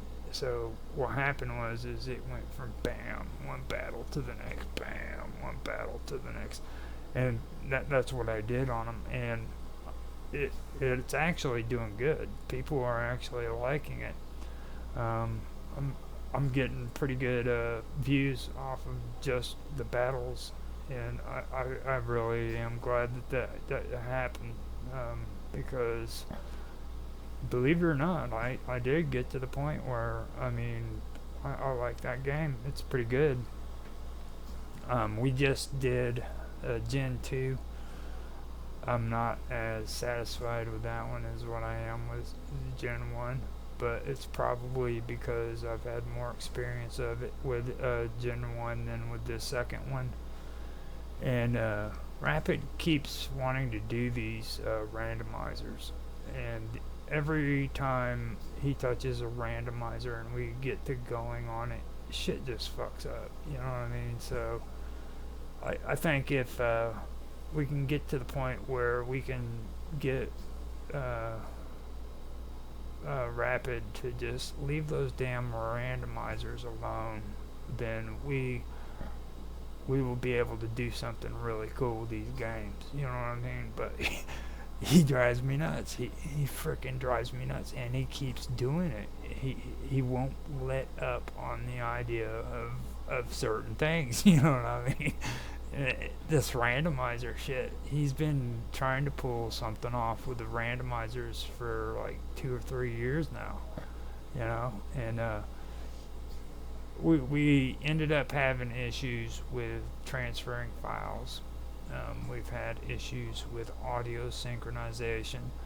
Um, it seems as though I'm the only one out of everybody who can actually sync up audio. So that becomes a problem, and then it becomes a problem because they don't want to send it to me so that I can sync the audio up, because I get annoying and I freaking tell them, I'm like, look guys, you're gonna have to start learning how to do this shit, you know. And that's one thing you don't tell gamers. You don't tell them that they have to learn shit. They're not there for that. They're there to freaking play video games, and they're there to freaking live stream, and they're there to do this and that. But they are not there to freaking learn stuff. Okay, so I have to watch out how I talk to them. Yeah, one of these days I might be able to figure out how to do it properly. I just don't know, because these gamers, they're in their own universe. They really are. And that's really the best way of saying it, to be honest with you, because I love them to death. I love all of them to death, but they are always freaking they're always stuck into this whole way of thinking where it's just it's hard to explain. That's all I gotta say. So I've gotten that. I've actually beaten freaking Pokemon, believe it or not, all the way from beginning to end. Plus a lot of the well, I beat them with a Nuzlocke even. If you guys don't know what a Nuzlocke is, there's rules that you have to do with them, you know, and that's pretty cool. But I've actually beat them that way, and then I did some challenges in the beginning for Rapid in my first year of working with them, and I've got that I added to it all too. So, and then, like I said, it's just one battle right after the other. It's a pretty good one, and it's all finished. I don't know for sure how long that goes. It's been a while since I got it all done, but I know that it's going to go for a while. Now, I've got the challenges done in October, and that is going to be switched out with Skate 3. I'm going to finish Skate 3 off, and then after I am done with Skate 3, I'm going to put another game in its place, because like I told you, it's just going to be one video a day, and they're going to be different videos. I'm not going to go over on a lot of this stuff because I just don't want it to I don't want it to get crazy, because I'll end up freaking sitting in the middle of August freaking out because I've got my schedule that I do things according to, and then somebody's going to send me a message on Discord asking for help, and I'm just going to freaking flip out on them and start getting into an argument. And I don't want to do that, because that's usually what happens whenever you start getting crazy about this stuff. It's really about time management. I've mentioned that before too, you know. Always manage your time. Don't overdo it, but don't underdo it either. You know what I mean? Make sure that everything is managed if you do this stuff, to where freaking you know that you need to step away from the computer and go do this or do that or stuff like that, which that's something that we all should be doing. I've said that before, so I'm not going to rant on that any right now. So I believe I've covered that with Pokemon. So um, after that, my live stream, I've been getting back into that here lately, and I finally was able to do something that I've been wanting to do for a long time. I've wanted to play For Honor. This game uh, was out. It came out roughly about the same time as Apex, and everybody was jumping onto the Apex wagon, and they loved that game. But I wanted to play For Honor, and it was because of the mechanics, the fighting mechanics. Like whenever you go to freaking swing, you swing to the right, you swing to the right, you swing to the left. Each swing you controlled, and in retaliation to that, the blocks were the same way. If somebody swung at you from the right, you would lift your sword up to the left, upright, and it would block a downward swing from the right. You know what I mean? And I thought that was cool. So that's what I wanted to play, and I finally got that done. I thought that was pretty cool. That is one game that I'd finished up here recently. I'm actually going in and sharing it with my WLC group on Discord, which is home away from YouTube, and getting some pretty good reviews from it. The thing that amazes me about it, though, is that they're marking it as adult content on YouTube, and that's for the storyline. You know what I mean? The storyline itself is marked adult content, but like whenever I go in after that and I do the regular server where you fight against other people, not one single thing is, I mean, at all. And that's really weird to me. I've noticed that they've done that, and then like on the weird part is like I'm doing Doom as well, the new Doom that they came out with in place of the old one. Now on Twitch, I go on there and they automatically restrict that to adult, like on YouTube, but they don't do the same thing for Honor, you know. I find that really weird. So I have Twitch that's making it adult only, or 18 plus on Twitch for Doom, and then on YouTube For Honor is the same way. So I do find that kind of odd. I believe Assassin's Creed Unity, which is another one that I just finished up on, is the same on Twitch as well. I believe they made that one 18 only. Not positive, but that's the thing that I have an issue with about streaming across platforms, which I do it. Don't get me wrong, but I find it pretty hard to maintain what it is that you have to be careful about, because you're dealing with multiple platforms, and it's like with the music. I've mentioned the copyright issue that they have there. Like when you go on Facebook, they'll give you this free music and say that you can use it. Well, that applies to Facebook, and that really doesn't apply to Facebook, because after a while, these people change their settings, or they change the status for it in some way. I don't know how they do it, but for the music that Facebook suggests to you, later on they hit you with a friggin' copyright infringement notice for the same music that was suggested by Facebook. But it goes even farther than that, because like if you use that free music on Facebook and then you take that video that you've just edited and you've created with their music and you put it on YouTube, YouTube will hit you with a copyright infringement. And the same thing goes with YouTube. If you use their free music and then you put that on Facebook, then it's vice versa.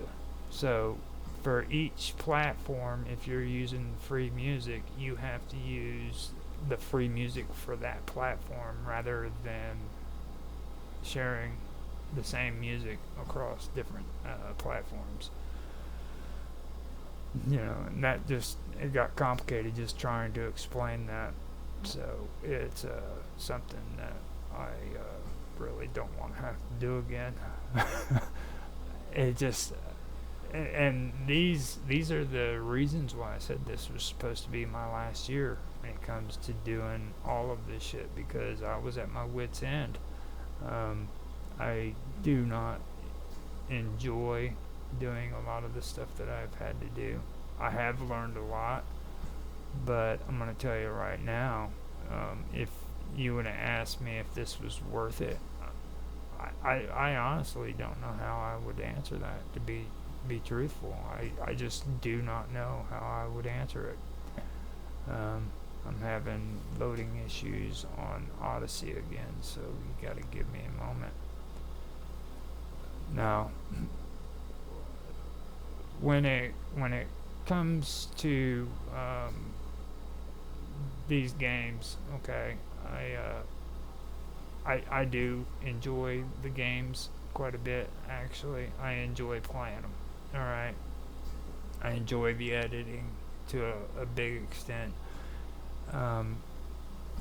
but through the whole journey and doing all this stuff, I've had to put up with this craziness that everybody seems to be going through right now when it comes to these platforms. But I've been doing it for quite a long time, so I've become used to it. And a lot of people who freaking I've been networking with can relate to that, because they've had to put up with it too. But I don't think that the people who are just getting on and listening to these streams and listening to these podcasts, whatever, are comprehending what we're talking about. You know what I mean? And that's one of the reasons why I wanted to bring this stuff up, is because the majority of people don't understand that this is the kind of stuff that's going on. It's getting pretty bad out there. The censoring is just getting out of hand. It's copyright infringement on everything. Like, for me, I've gotten to the point now to where I'm actually using my own shit. It's like this background that you see back behind on my stream. I created that. That wasn't created by anybody else. Now, I did use a buddy of mine, Austin Todd's music, but I know that he gives me permission to use it. And even if I do get hit with copyright and they make it to where it's okay to use it on YouTube, I'm cool with him being the one that has the video, because if anybody will make money, it'll be him, so. Oh, hold on a minute. I have an invader coming in. Gotta mute. And then I'll put music on too for you.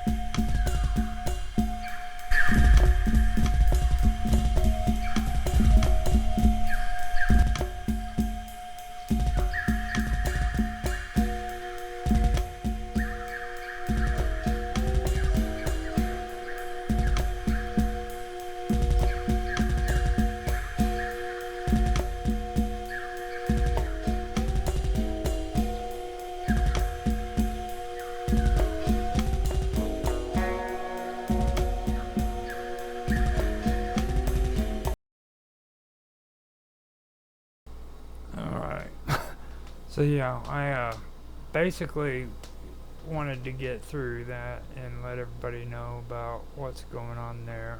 I actually did get a lot of stuff done this last week when it comes to my gaming. I did transfer a lot of games and everything over from YouTube to Rumble. Um, I'm having issues with Odyssey right now, just so you guys know, and it's to the point where I'm probably going to just go ahead and record and not even worry about streaming on Odyssey anymore when it comes to live stream. Um, they are synced up, so it's not like they're going to not see, that you guys aren't going to see my my gaming stuff on Odyssey. It'll be there if you're on uh, my gaming channel, which is Gaming with Infamous, just so everybody knows. This one is live with Roger Hanson, but I do have another channel on here called Gaming with Infamous. It's got a wizard with a yellow background on there. And another thing too is like I don't invest too much on that other than the actual option of downloading my videos, you know what I mean, and being able to fix the stream whenever they mess up, which that's probably what I'll end up having to do with this one once I'm done with this, because I had the same issue last night when I was doing my game streams on my other channel. So for me, I'm probably just gonna record these and then edit them out and put them directly on the uploads and not worry about the live streams. It's just like I said, it's about being able to manage time management and being able to do stuff and get it organized in the way it needs to go. So I'm really surprised that I've been able to do this much when it comes to live stream with the topics and stuff. So what I'm going to do is I'm going to do another break. I am going to come back after the live break, and we will we'll do the politics and get that going on. So I just need to figure out what would be a good song to put on that's really long, and come back. Now I could do Within the Vacuum stuff, but his is the only thing I think he has that's long is I Remember and Numbers and Letters, but I could be wrong. He's not really big on the ballads kind of stuff, so I could put his ambient music on there if you guys want to hear that. But I'll tell you what, I'm going to do I Can Remember, because this is actually, Now I Remember is actually the one that I like the best from him. He does a really good really does a really good job on his music. Now this is on loop, so you might have to listen to it again. So there you go, guys, and I'll be back here in a little bit. Hope you enjoy.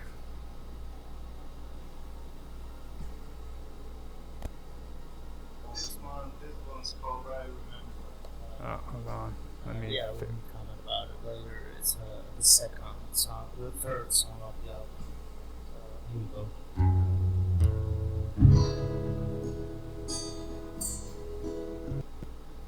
So yeah, I'll put that one on. This is.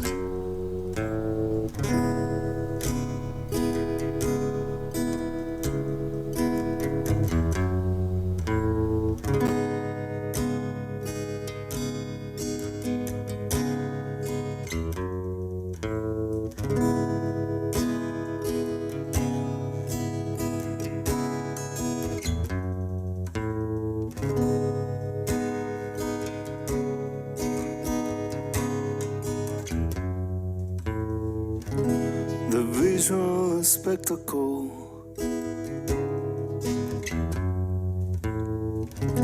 was more than incredible.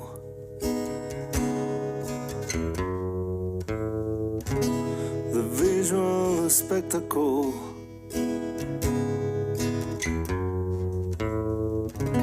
was more than incredible.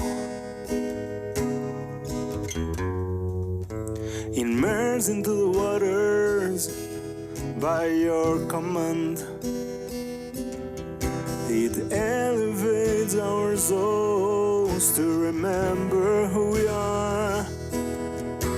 You, my love, now I remember all the things we've done in your creative field of love. The visual spectacle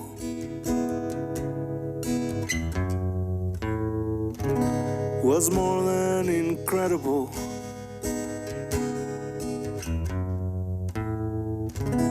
The visual spectacle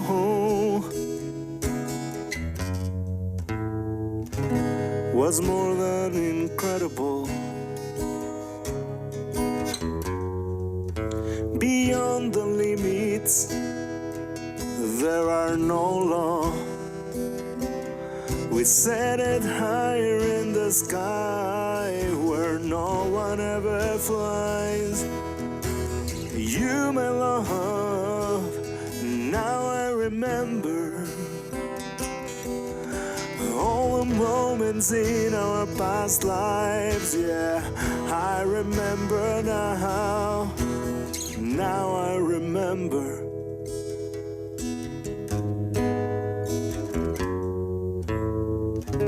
Now I remember.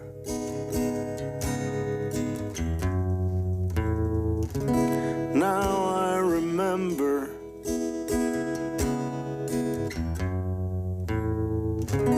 Now I remember.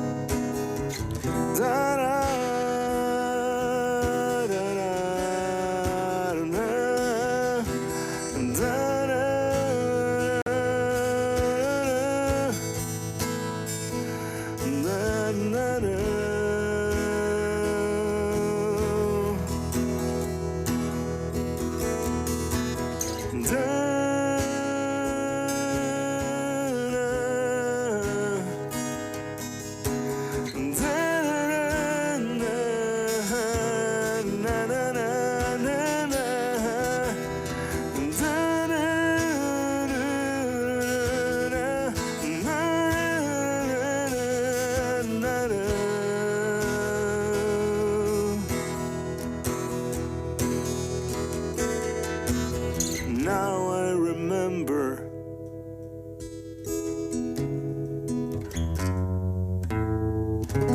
Now I remember.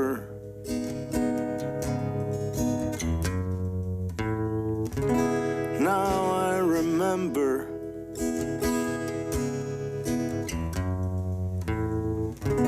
Now I remember. Do, do, do, do.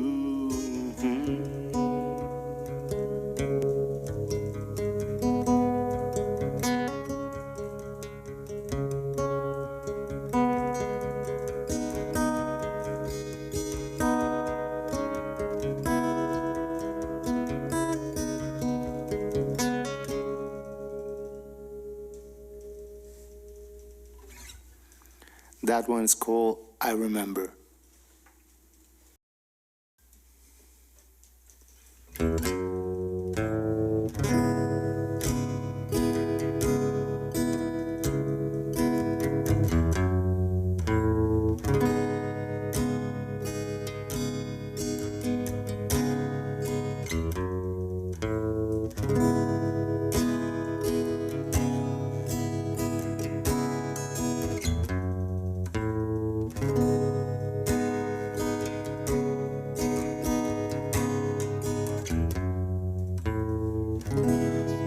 visual spectacle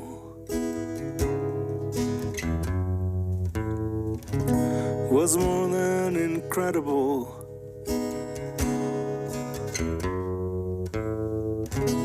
The visual spectacle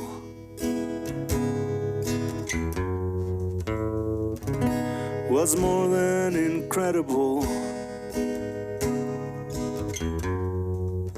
Immersed into the waters by your command,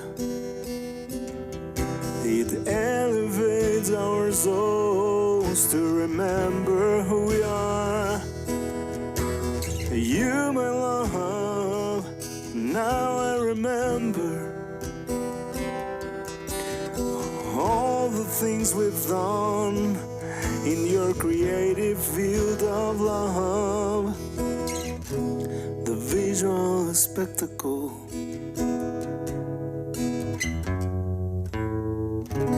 was more than incredible.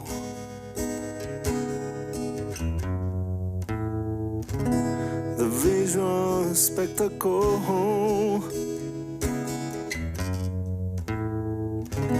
was more than incredible. Beyond the limits, there are no law.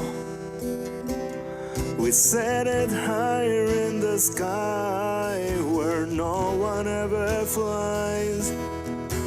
You, my love, now I remember all the moments in our past lives. Yeah, I remember now. Now I remember.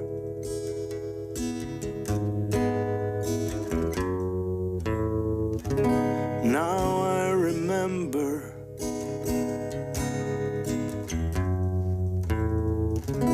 Now I remember.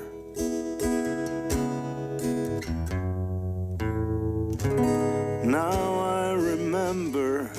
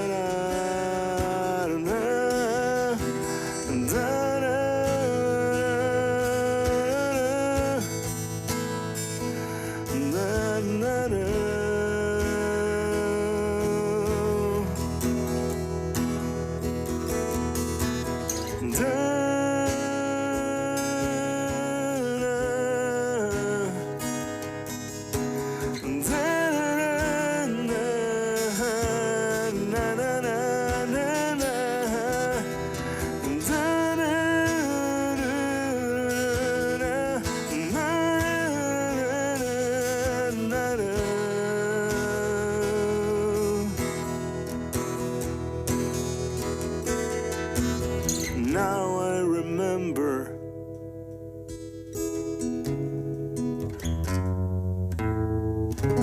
Now I remember.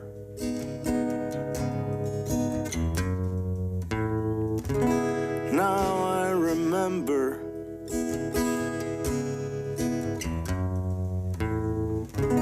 Now I remember. Do, do, do, do.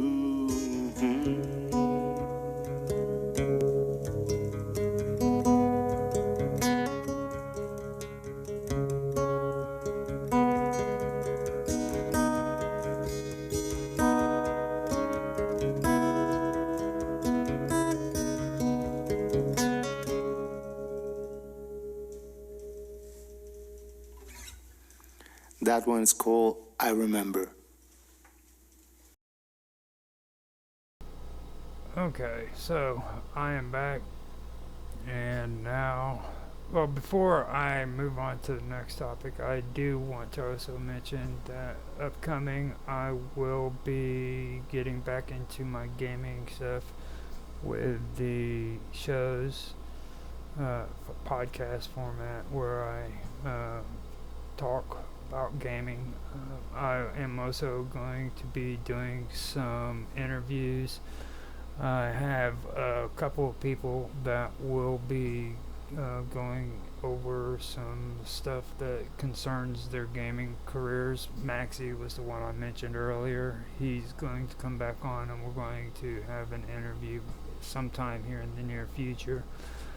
Rockstar69 said that he would be willing to do an interview as well. Rockstar Pool 69 is what he goes by. So he said his schedule should be pretty good on that one. I'm lining up interviews for that. Later on, Rapid off of Nostalgia Gaming Retro is wanting me to do a podcast with him, or a show with him on YouTube as well when it comes to gaming and stuff like that. So there are things that are coming up that I will be doing involving that as well, which I almost forgot to mention. Later on, in about 2, 3, 4 weeks, I don't know, I'll be returning to Wonderful World of Weirdness, where I will be the cameraman for Summer Todd with Summer Todd's mystery show. So that's going to be coming up here soon. We're still kind of going through the ifs and whens and what we need to do. Like, she's got her topics and everything that she's wanting to go over, so we're getting that set up, but that should be coming up soon. As well as that, in the gaming part, I do want to mention as well that I want to do interviews and shows pertaining to role-playing games as well. So expect some of that stuff to be brought up. Maybe get some people on Skype together to do that. I have ran into some people on Skype who would be interested in doing it. Even Jaffe said he'd be curious about getting involved in that. So that'd be something cool to do over on Skype. So if anybody is interested, let me know, and we can get the ball rolling. Get some good stuff going there. So with that, I'm going to finish up my gaming part, and I am going to start talking about politics. Now, here in the last few days, we've had another attempted assassination, or an assassination attempt on Trump. Now, before I get started on it, I want to just bust into this. A lot of people have been doing some fucked up things on the internet, and I'm saying that it's fucked up for a reason, because it is fucked up. Okay, they've been talking about this being a hoax, or if it's real. The thing I want to say first and foremost is, in that first assassination attempt, which I was corrected on in the chat, it wasn't a lot of people dying from it, but there were people that were injured, okay, and one person did die. Alright, so this is no playing around. This is no matter of frickin' just talking shit on the internet, okay? These are serious situations that are taking place right now, and people should frickin' be a lot more conscientious when it comes to the shit that they're talking on the internet. For me, there's no debate on if this is freaking a hoax or if it's real, okay? And I think that this has to this has to be something that's discussed, which I was bringing up earlier, because I think that frickin' it has to do with the mentality and the environment that frickin' is taking place when it comes to the political world. And I've mentioned this, okay? I stepped away from getting involved with the whole politics thing was because it utterly disgusted me. From when I first started getting to where I wanted to even discuss this stuff, it happened like in between. It was in the midterms when Biden was in office, or not Biden, but Obama. And it was during the time where we were having the government shut down. I think it was the first or second one. And that got me to where I actually started talking about the stuff. And then when I went in to go do the research and stuff, the animosity that was there and the freaking bullshit that was being said and the stuff that was talking about was just so outrageous. I eventually quit doing it altogether. And I believe that was right during the freaking presidential elections with Trump, because I was done. I didn't want anything else to do with it. And it had absolutely nothing to really do with the politicians. It had to do with the people that were involved on the internet and the things that they were saying. That was so ridiculous. But I wanted to say that. I wanted to point it out. People were injured, and one person died because of that. So for me, I'm not even playing those games. Okay. Now, when I think about that incident, what I freaking think about is the incompetence on the part of the law enforcement agencies that were involved.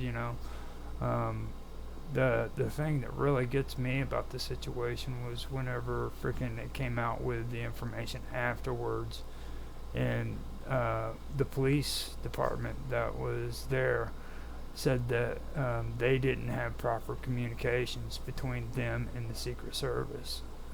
The Secret Service, they couldn't even contact them. You know what I mean? They had complete. I mean, it was a I wouldn't even call it a screw up. I would say that it was botched. Yeah, I guess you could call it a screw up. But it was horrible. You know what I mean? They couldn't even properly communicate with the Secret Service so that they could work together, which tells me that the Secret Service didn't want to work with the local law enforcement in the first place. You know what I mean?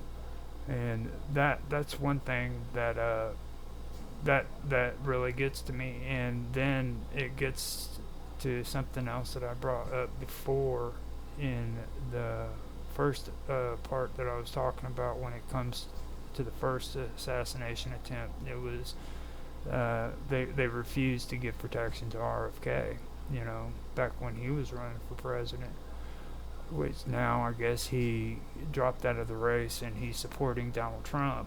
But at the time he was running for president, and they refused to give it to him. And just because he was an independent, I guess they felt that he didn't deserve the same rights and privileges that the political parties like the Republicans and the Democrats deserved, which apparently goes into the fact that they didn't give Trump adequate security either when you look at the whole situation, because all of a sudden now, he's had 2 assassination attempts. I guess that they caught this guy behind a bush or something. I haven't been able to watch the stream on it, but I did catch that part. He was apparently on a golf course hiding behind bushes, and somebody picked him out, and he got busted. So that was the good thing,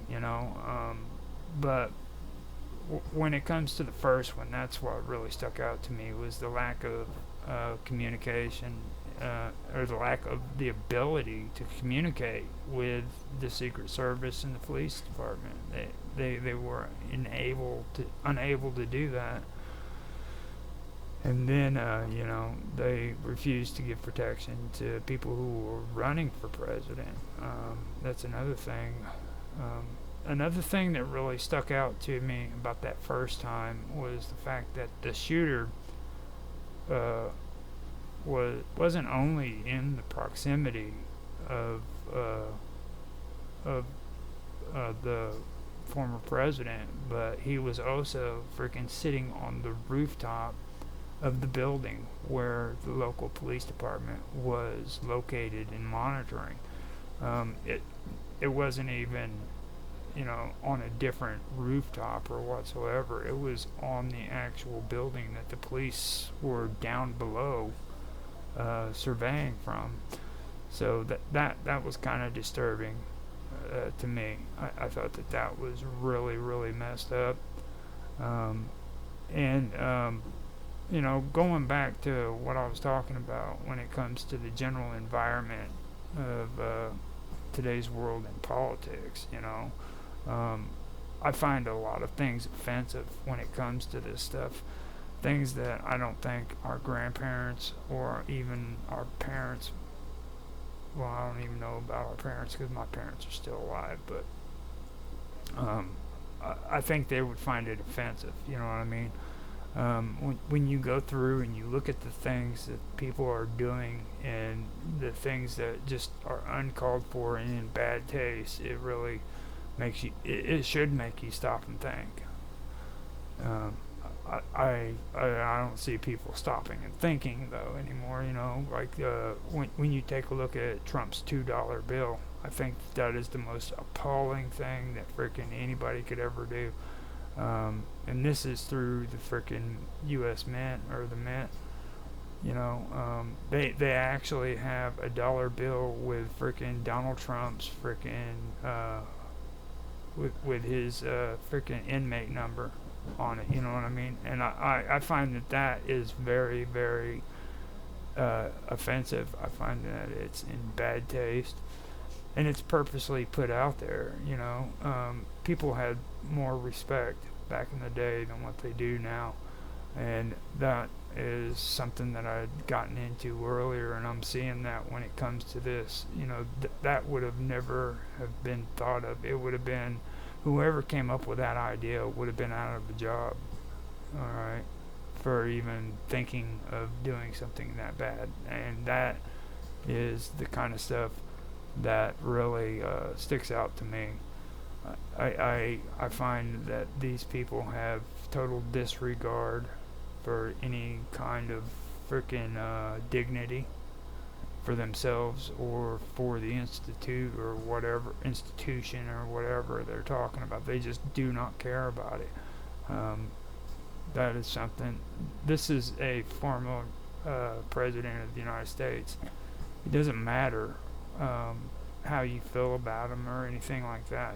People don't just become president of the United States because they were cool. There was something that made him president, no matter what you think, no matter what I think. Okay, that's just the facts. If you're so great, run for president, see how far it gets you. Okay, and you can say, yeah, it's the money. There was a lot of good men with a lot of good money that frickin' ran for president. Ross Perot tried and he failed. Think about it. Okay, now Ross Perot wasn't a frickin' poor man. He wasn't even close to poor. Okay, he wasn't even close to moderately rich. He was a very, very wealthy man, and he couldn't be president of the United States. So that is the thing that really sticks out to me. I find a lot of this stuff very, very appalling, and it just shows the environment of today's politics and what kind of mentality is out there, Not to mention the 2 attempts on a former president that nobody seems to have a problem with. JFK was assassinated, but that was only one attempt that was successful. There's been one attempt here, one attempt there for different presidents, but we've had 2 within a presidential election on a former president, and nobody finds that alarming whatsoever. I think that's stuff that people really, really do need to open their eyes to and take notice of. I think that people actually, when people actually think that it was a hoax, I think that is probably the worst part about it. You know what I mean? You've got mental problems if you think that this is a freaking hoax. That's all I gotta say. You're just mentally ill, and that's all there is to it. People are dying and getting hurt because of this stuff, and this stuff is real. It's something that you need to take look at and understand, because it's just not. It's not a fairy tale world. It's not. I mean, I know that a lot of people get on the internet and they get caught up in this make believe world where they can say and do whatever they want and get away with it. But this is reality. Okay, this is the real world, and I think that that is something that a lot of people need to take into consideration, because I think it's become more of a habit of a lot of these people getting on the internet and just running their mouth and saying bad things and thinking that it's okay to do that, and they don't understand the consequences that are involved with that. It's getting to the point where people are dying, and I'm not the kind of guy that gets on here and says, you need to censor that, you need to do this. I don't agree with that, but I do believe in personal responsibility. If you're one of those people who are getting on here and doing stuff like that, then you're in the wrong for it. I'm saying it. It's not frickin' YouTube saying it. It's not frickin' Rumble or frickin' X or any other platform saying it. It's one individual saying to you, you're doing wrong. You need to stop it. Okay? We don't need that kind of garbage. It's getting out of hand. If you want to talk about politics, get on the internet and talk about real politics. Stop doing the hate and frickin' spreading the frickin' anger and the anger and all that stuff. And I do believe that's what this is all about. This is about spreading hate. Now, I personally believe that the Conservative Party has been taken over by the Nationalist Socialists. And you can see that in a lot of the things that are going on in the world today. You can, or in a lot of the stuff that's being said today. I have been getting on shows and being around people who are freaking making blatant freaking white supremacist freaking propaganda. They're saying it out in the open, and I don't know if the people who are there are even aware that that's what that is. It's been used for 100 and 125 years. If you sit and you listen to it, you can recognize it if you've learned what that stuff is. But I doubt that very many people do know what it is, and they sit there and they listen to it and they jump on the bandwagon and they start listening to it, and they don't even know that that's what this stuff is. It is straight up white supremacist propaganda. Most of the people who are spreading this stuff don't even realize that it is propaganda, and the ones who do know what it is are doing it on purpose, and the bad part about it is they're disguising themselves and pretending that that's not who they are, when they know damn well that's exactly what they are. They get on there, they start the propaganda, and they start spreading it around, and all of a sudden all these other people who have no idea what the hell they're talking about, and the information that they're spreading is freaking saying this shit. You know what I mean? And they don't even know. They don't even have a clue. They don't educate themselves to the history behind the shit they're saying. You know what I mean? I was just on a show where a dude was honestly trying to say that there's photos of Jewish people playing fucking tennis in concentration camps. And that pissed me off, and I ended up freaking going off. So I ended up going off on there, and all of a sudden I have another person that I network with saying, oh man, I heard you freaking I heard you get into 2 arguments with 2 people that were supposed to be your friends. And, I never got the chance to freaking point it out that the reason why I went off in that stream was because this dude was on there spreading freaking racist, white supremacist, Nazi propaganda. And I was sitting there being quiet and that was the end of it. Then recently I ended up going on to another show with the same guy, okay, and he was still spreading a bunch of the same propaganda and the same lies and stuff of that nature. So I ended up freaking getting into it with him again, okay. So with me, I'm not into doing all that stuff. I have tried my best to stay away from that kind of stuff, and it's getting to the point now where I'm starting to say that maybe it's a good idea for me not to really want to do a lot of the streaming and stuff, because I'm at that point now where I'm on the border of saying, do I really want to do this shit or don't I want to do it? Because it seems that a lot of the stuff that I'm getting put into has to do with hate. It has to do with people pushing hate for different groups, you know what I mean? I'm not a freaking white supremacist. I don't agree with it. My great uncle fought in World War II against the bastards that freaking these people are on here freaking spreading their lies for.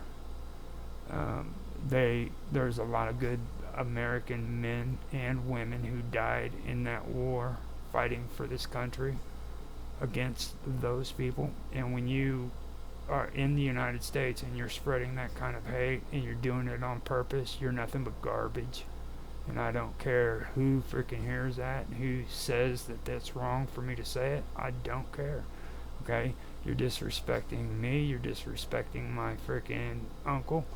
You're disrespecting every man and woman who died in that freaking war, and the ones who came back and had to live with it after they came back. Okay? So for me, that's how I feel about it. And if you don't like that, sorry for your luck, man. I'll say it again. When you start spreading that stuff and you think that it's okay to spread that stuff, you're shitting on people. You're making it freaking to where it's not cool. And it really doesn't even apply. What I just said there doesn't even apply to just the United States. You know, there were a lot of people who fought against those people. There was nothing good about them. The Nazis were horrible freaking people who deserved to die. The only thing that was bad about freaking Adolf Hitler was the fact that freaking nobody got a chance to freaking put a bullet in his fucking head.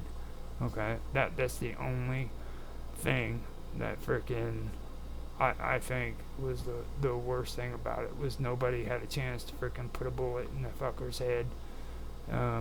The worst thing that ever happened was the day that he was born, and that is just how I feel about it. So when it comes to that kind of stuff and that kind of behavior, and I hear that kind of stuff, I will be the first one to stand up against it. I think that it's the wrong freaking way of thinking, and I do think that kind of shit needs to go, because that's all it is. It's garbage.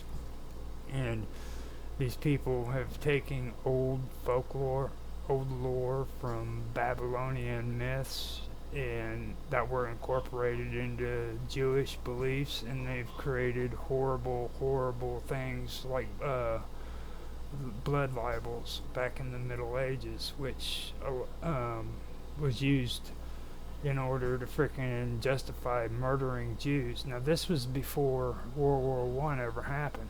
Okay, they would take little kids out into the woods and murder them, and then blame it on the Jews, so that these freaking white supremacists and racist groups could literally go into ghettos and murder freaking thousands of Jews. And they did this for freaking a long time before World War II even started. This is a real thing that took place, and these ideas have freaking continued to go on, okay? And they continue to go on to this day. And they're being taught to people who have no clue that that's where this came from, alright? So when you hear people on here talking about Moloch, That's what they're talking about. Okay, that's the kind of shit that they're spreading. They're trying to tell you the same shit that was preached back in the 1700s and the 1800s in order to frickin' kill Jews. All right, and that is the reason why I ended up having an issue. Okay, just so that I can make the thing straight. And I wanted to put that out there on my last stream for this year because, to be honest with you, I'm, like I said, teetering on the edge on if I want to even do this stuff or not anymore, because I'm sick of hearing that garbage. I'm sick of hearing about frickin' the hate message that's being spread around. You know, for me, I have a really cool group of people that I hang out in the gaming community that I deal with all the time. I've never had any issues with them when it comes to stuff like this, and I just don't want to be a part of it. You know what I mean? It has nothing to do with frickin' my beliefs on if that stuff is true or not. It just has to do with, like, people are frickin' dying from this stuff, and nobody seems to care about that. You know what I mean? Nobody seems to care about you're spreading hate that's freaking killing people. And they attack through the Conservative Party on issues that freaking have to do with National Socialism. Okay, like I mentioned the Border Patrol thing. Okay, now they're making this big argument that we were being invaded by these people through Border Patrol and through aliens coming across the freaking illegal aliens coming across the borders and stuff. Well, if you open your eyes and you pay attention, you'll notice that every country that frickin' is pushing this frickin' propaganda is saying the same shit. Like, England has all these Arabs coming across the border and taking over England, and then we've got all these Mexicans coming across the border and taking over freaking the United States. You know, all these Chinese are rushing in and taking over Korea, the bastards. You know, and that's the common theme, and it's happening not just here in the United States, but it's happening in England. It's also happening in frickin'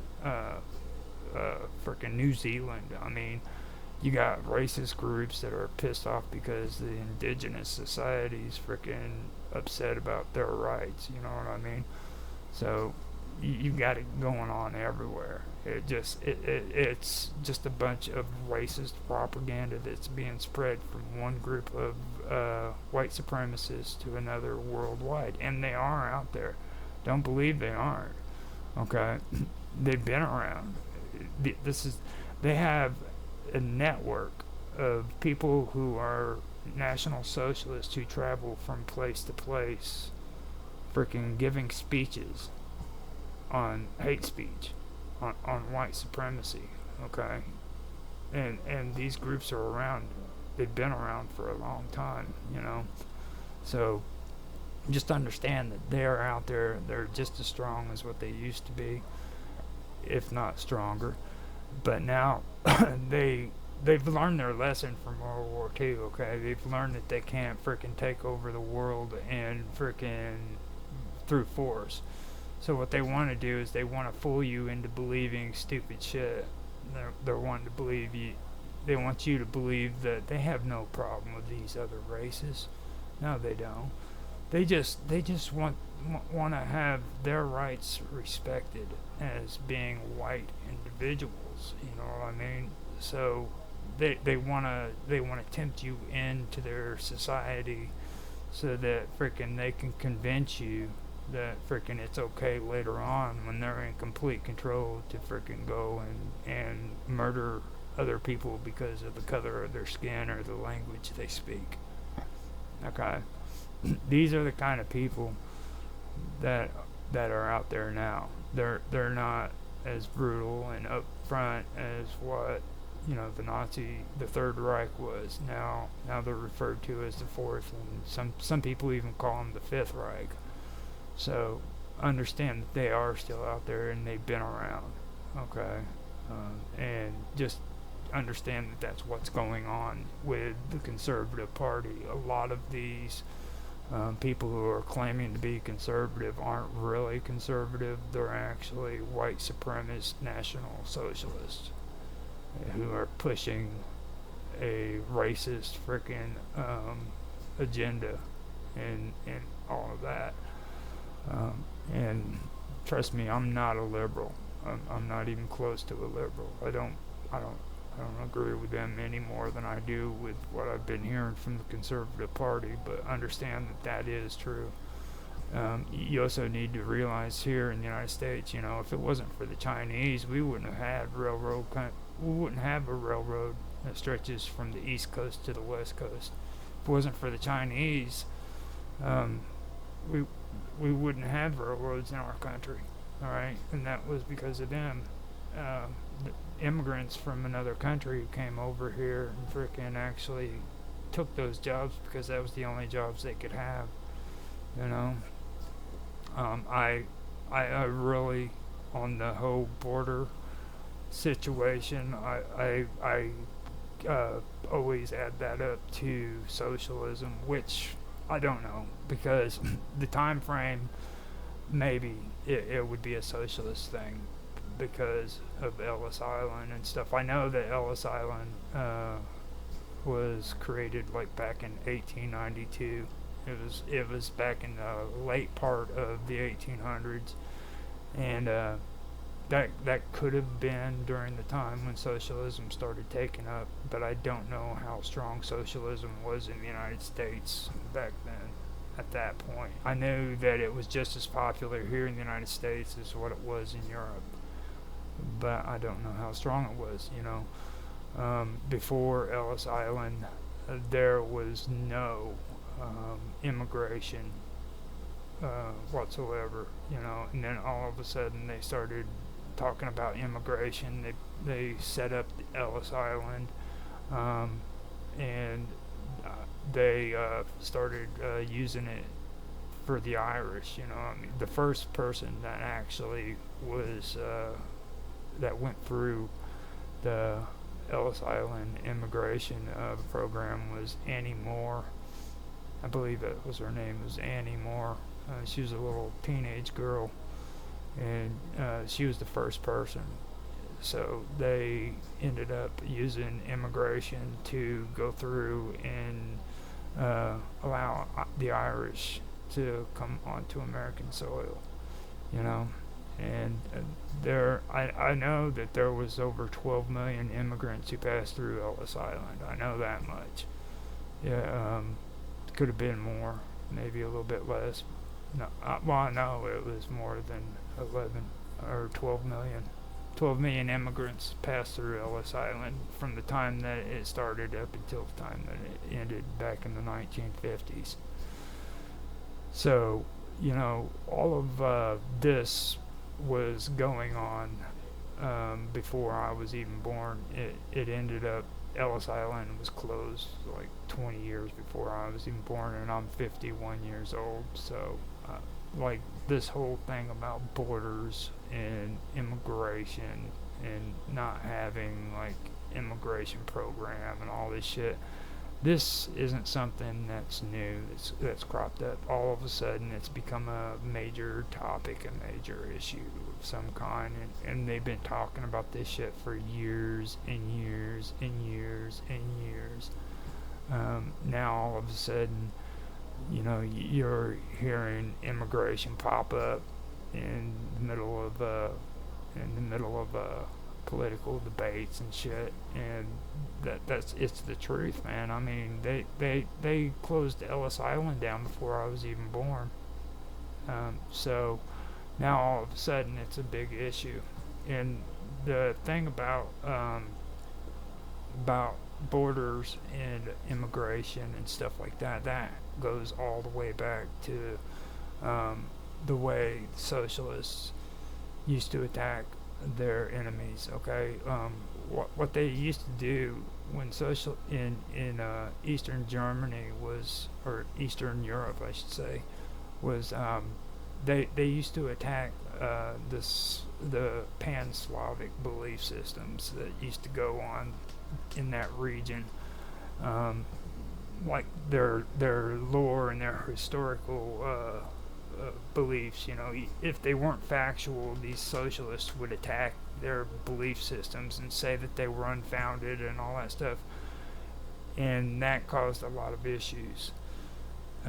Then they started moving in with the National Socialists and started talking about people who came across their borders and couldn't speak the same language that they had, that they needed to frickin' speak the language or not be there in their countries.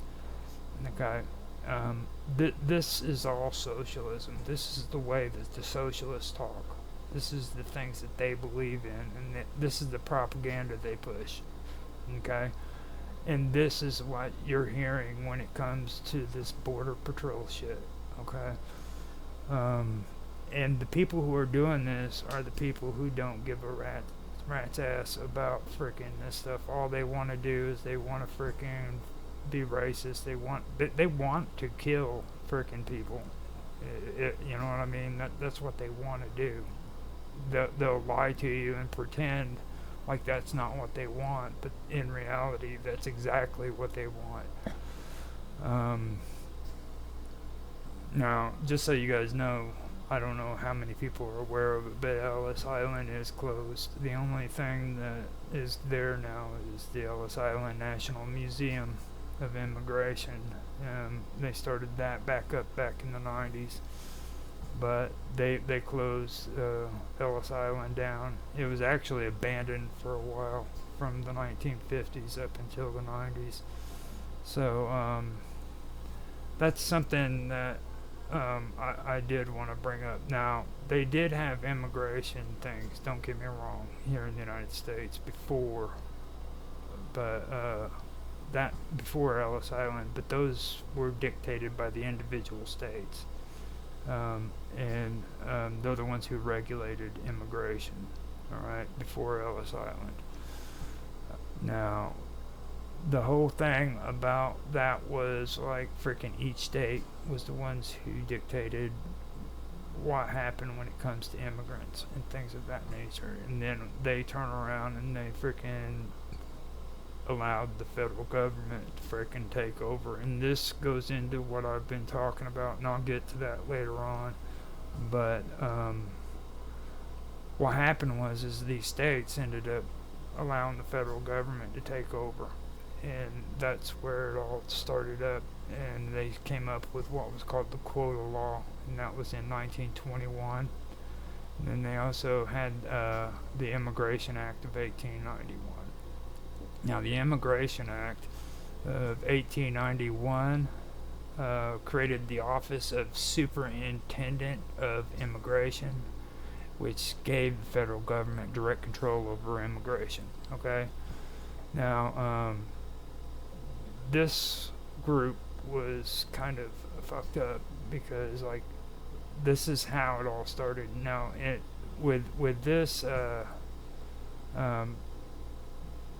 this setup, they refused the right to people to immigrate to the United States who came from countries that they believed had contagious diseases or polygamists. Now, polygamy, I don't understand why that would even be an issue unless it was some kind of religious kind of shit, which did happen back then.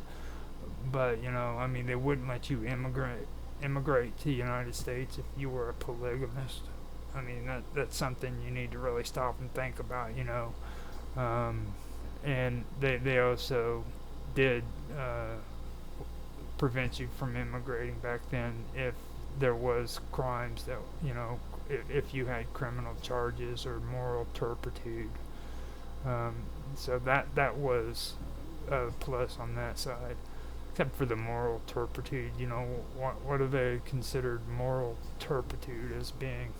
That's one thing you gotta ask yourself, you know, because you were a polygamist and you had moral turpitude, you know, that's pretty fucked up. and it just has those inutations where you're welcome here, but you're not because you're from a fucking piece of shit third world country, and we don't want you. You know what I mean? So that's kind of the whole thing that I get from those vibes when it comes to that shit.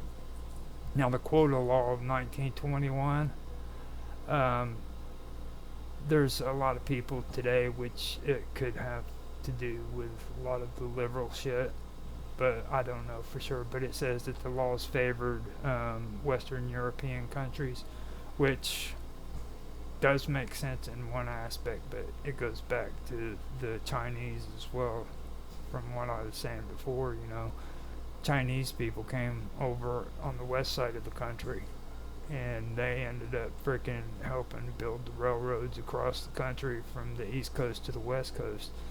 So there was a lot of Chinese and Oriental immigration going on there too, So that right there is kind of something that I could see happening with this whole changing the way things are freaking said and shit on writing, because like you can see that happening a lot. We were just talking the other day about Wikipedia, and then I brought up freaking Encyclopedia Britannica and how horrible that freaking encyclopedia has changed. Like, these woke people have just gone in and literally mutated the shit out of that book. Some of the information on there, most of the information that I've read on there, I don't really like anymore. And I used to think a big of the Encyclopedia Britannica because of its, not just because of the information, but because of the historical value that it had, So, with that, you have to take that with a grain of salt. But I do have to say, though, that it did restrict immigration from certain countries, from other countries outside of Europe. That is true. Like, they didn't just let anybody from anywhere all over the world in, you know what I mean? They segregated when it came to third world countries, African countries, I know Middle Eastern countries. There were countries that they were not allowed into because they had diseases and they were dirty, that kind of shit.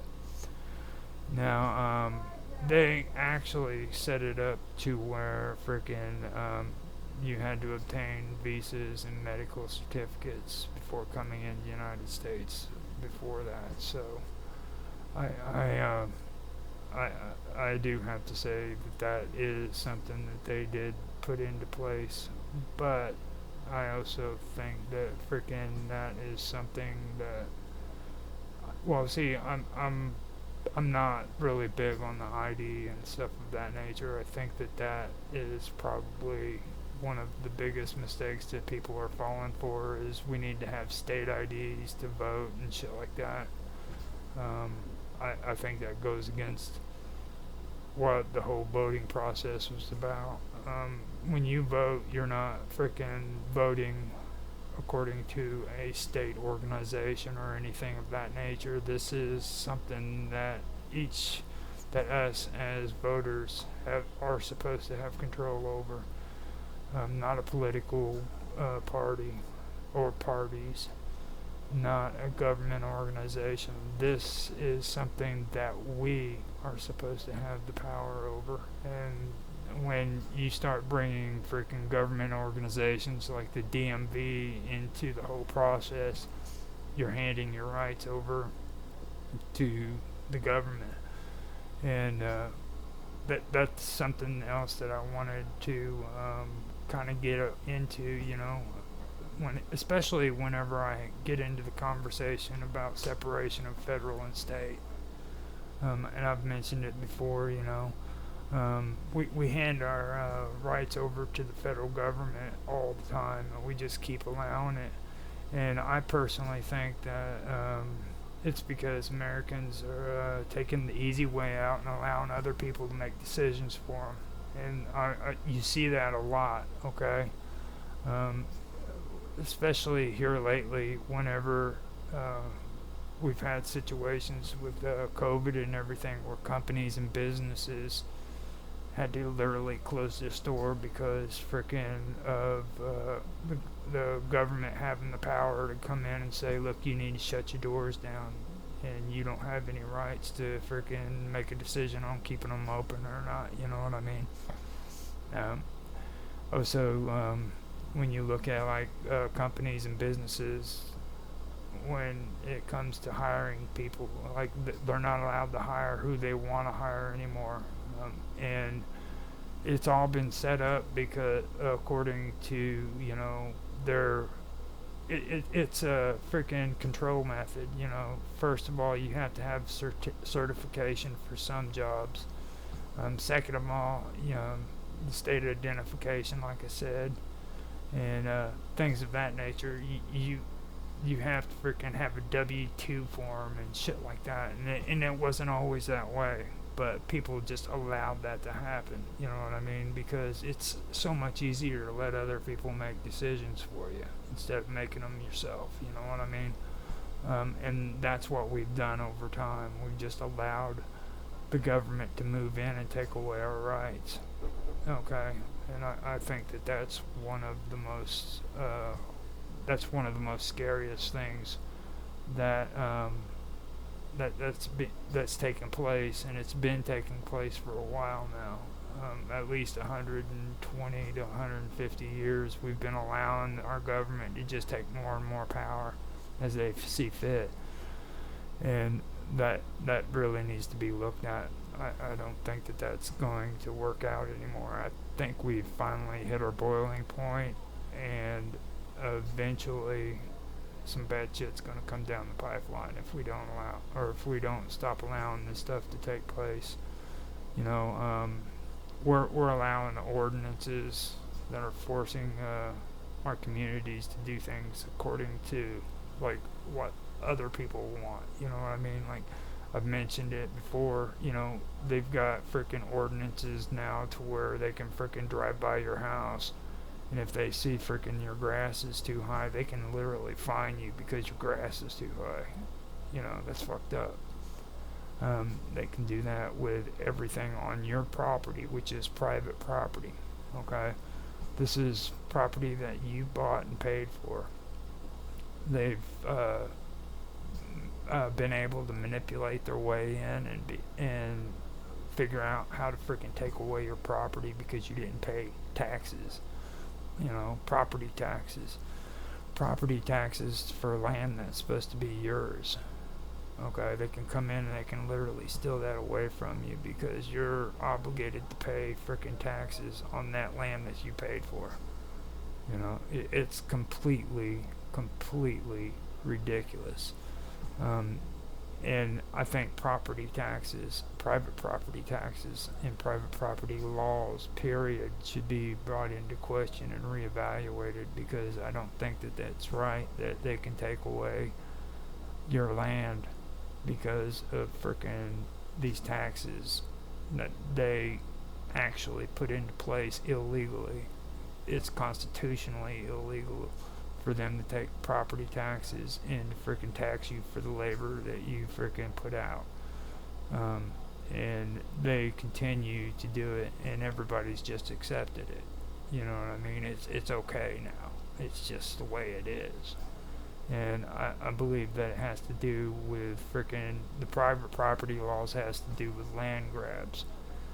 And I made a post on the Minds chat earlier because of this thing that's been popping up when me and Mark Edworthy were doing Roger's Real-Time Talk Show. Something occurred to me during that show with these constitutions. Like England's supposed to have a constitution, Canada, Australia, New Zealand, all of these places are supposed to have all these constitutions. And the one thing that I noticed when I was doing my research is the United States is the only thing that mentions our right to own private property. So that was something that really stuck out to me here with these taxes and stuff and land grabs. It's like they're trying to reach out and steal our land from us. And I think that frickin' that's really got me interested there. And through the research, I actually started checking around, and I found out if there was any other countries that explicitly recognize the right to own land, not implies, but explicitly recognizes the right for the individual to own land.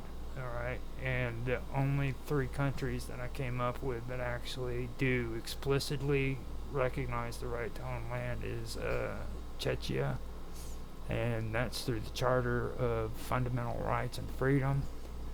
Then you have Brazil, and that has the 1988 Constitution, which explicitly protects land rights of the indigenous people.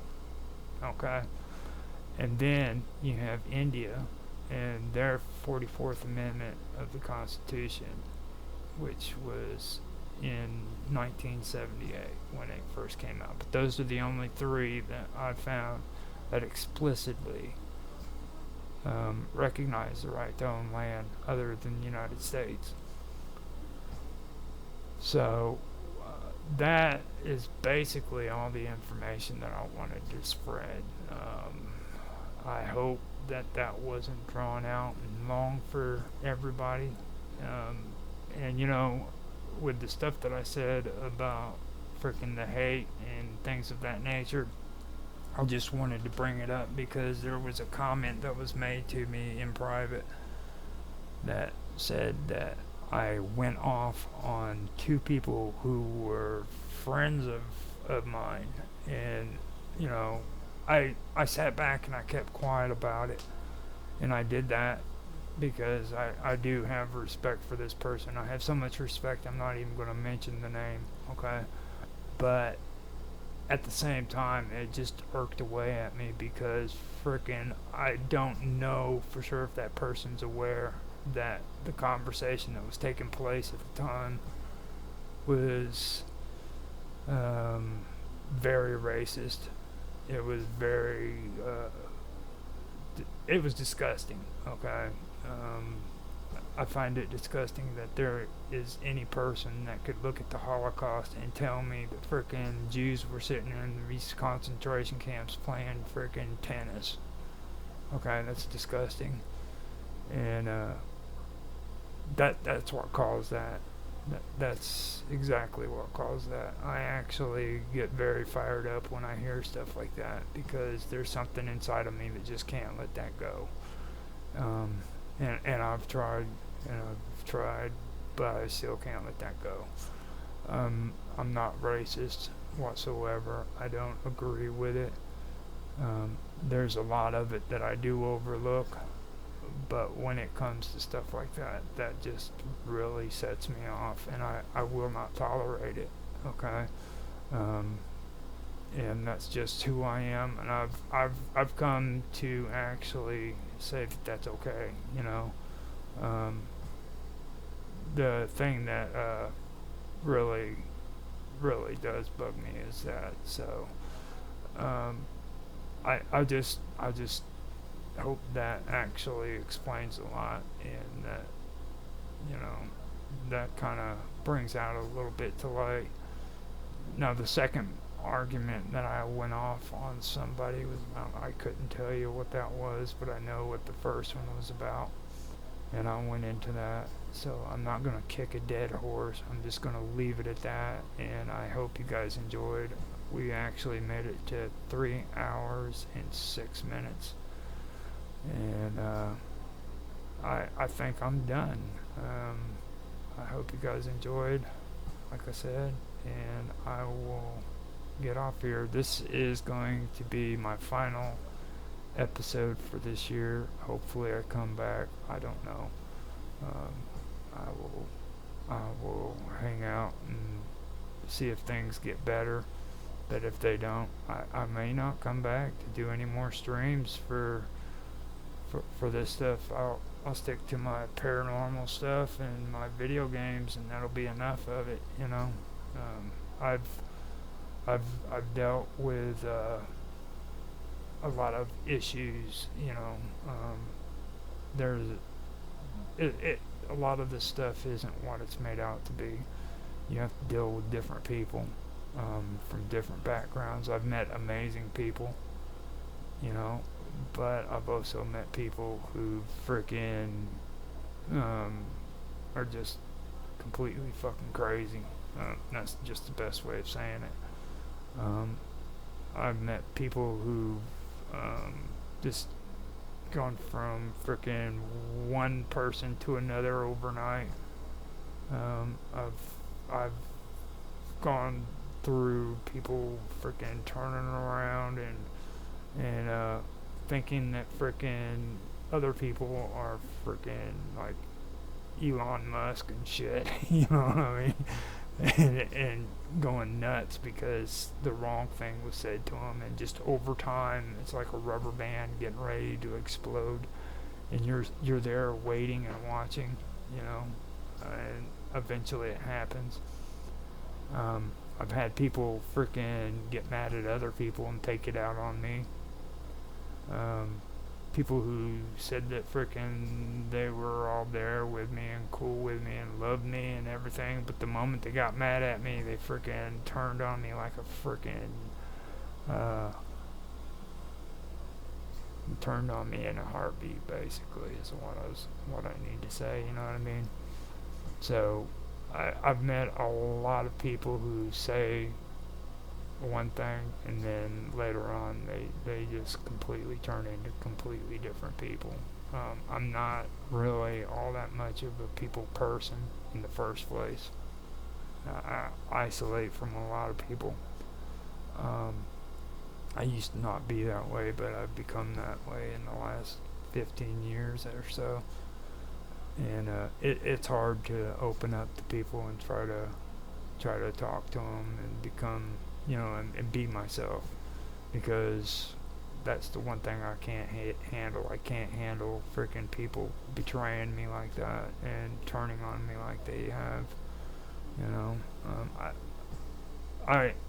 and then try to turn it around on me like I was the one responsible. You know what I mean?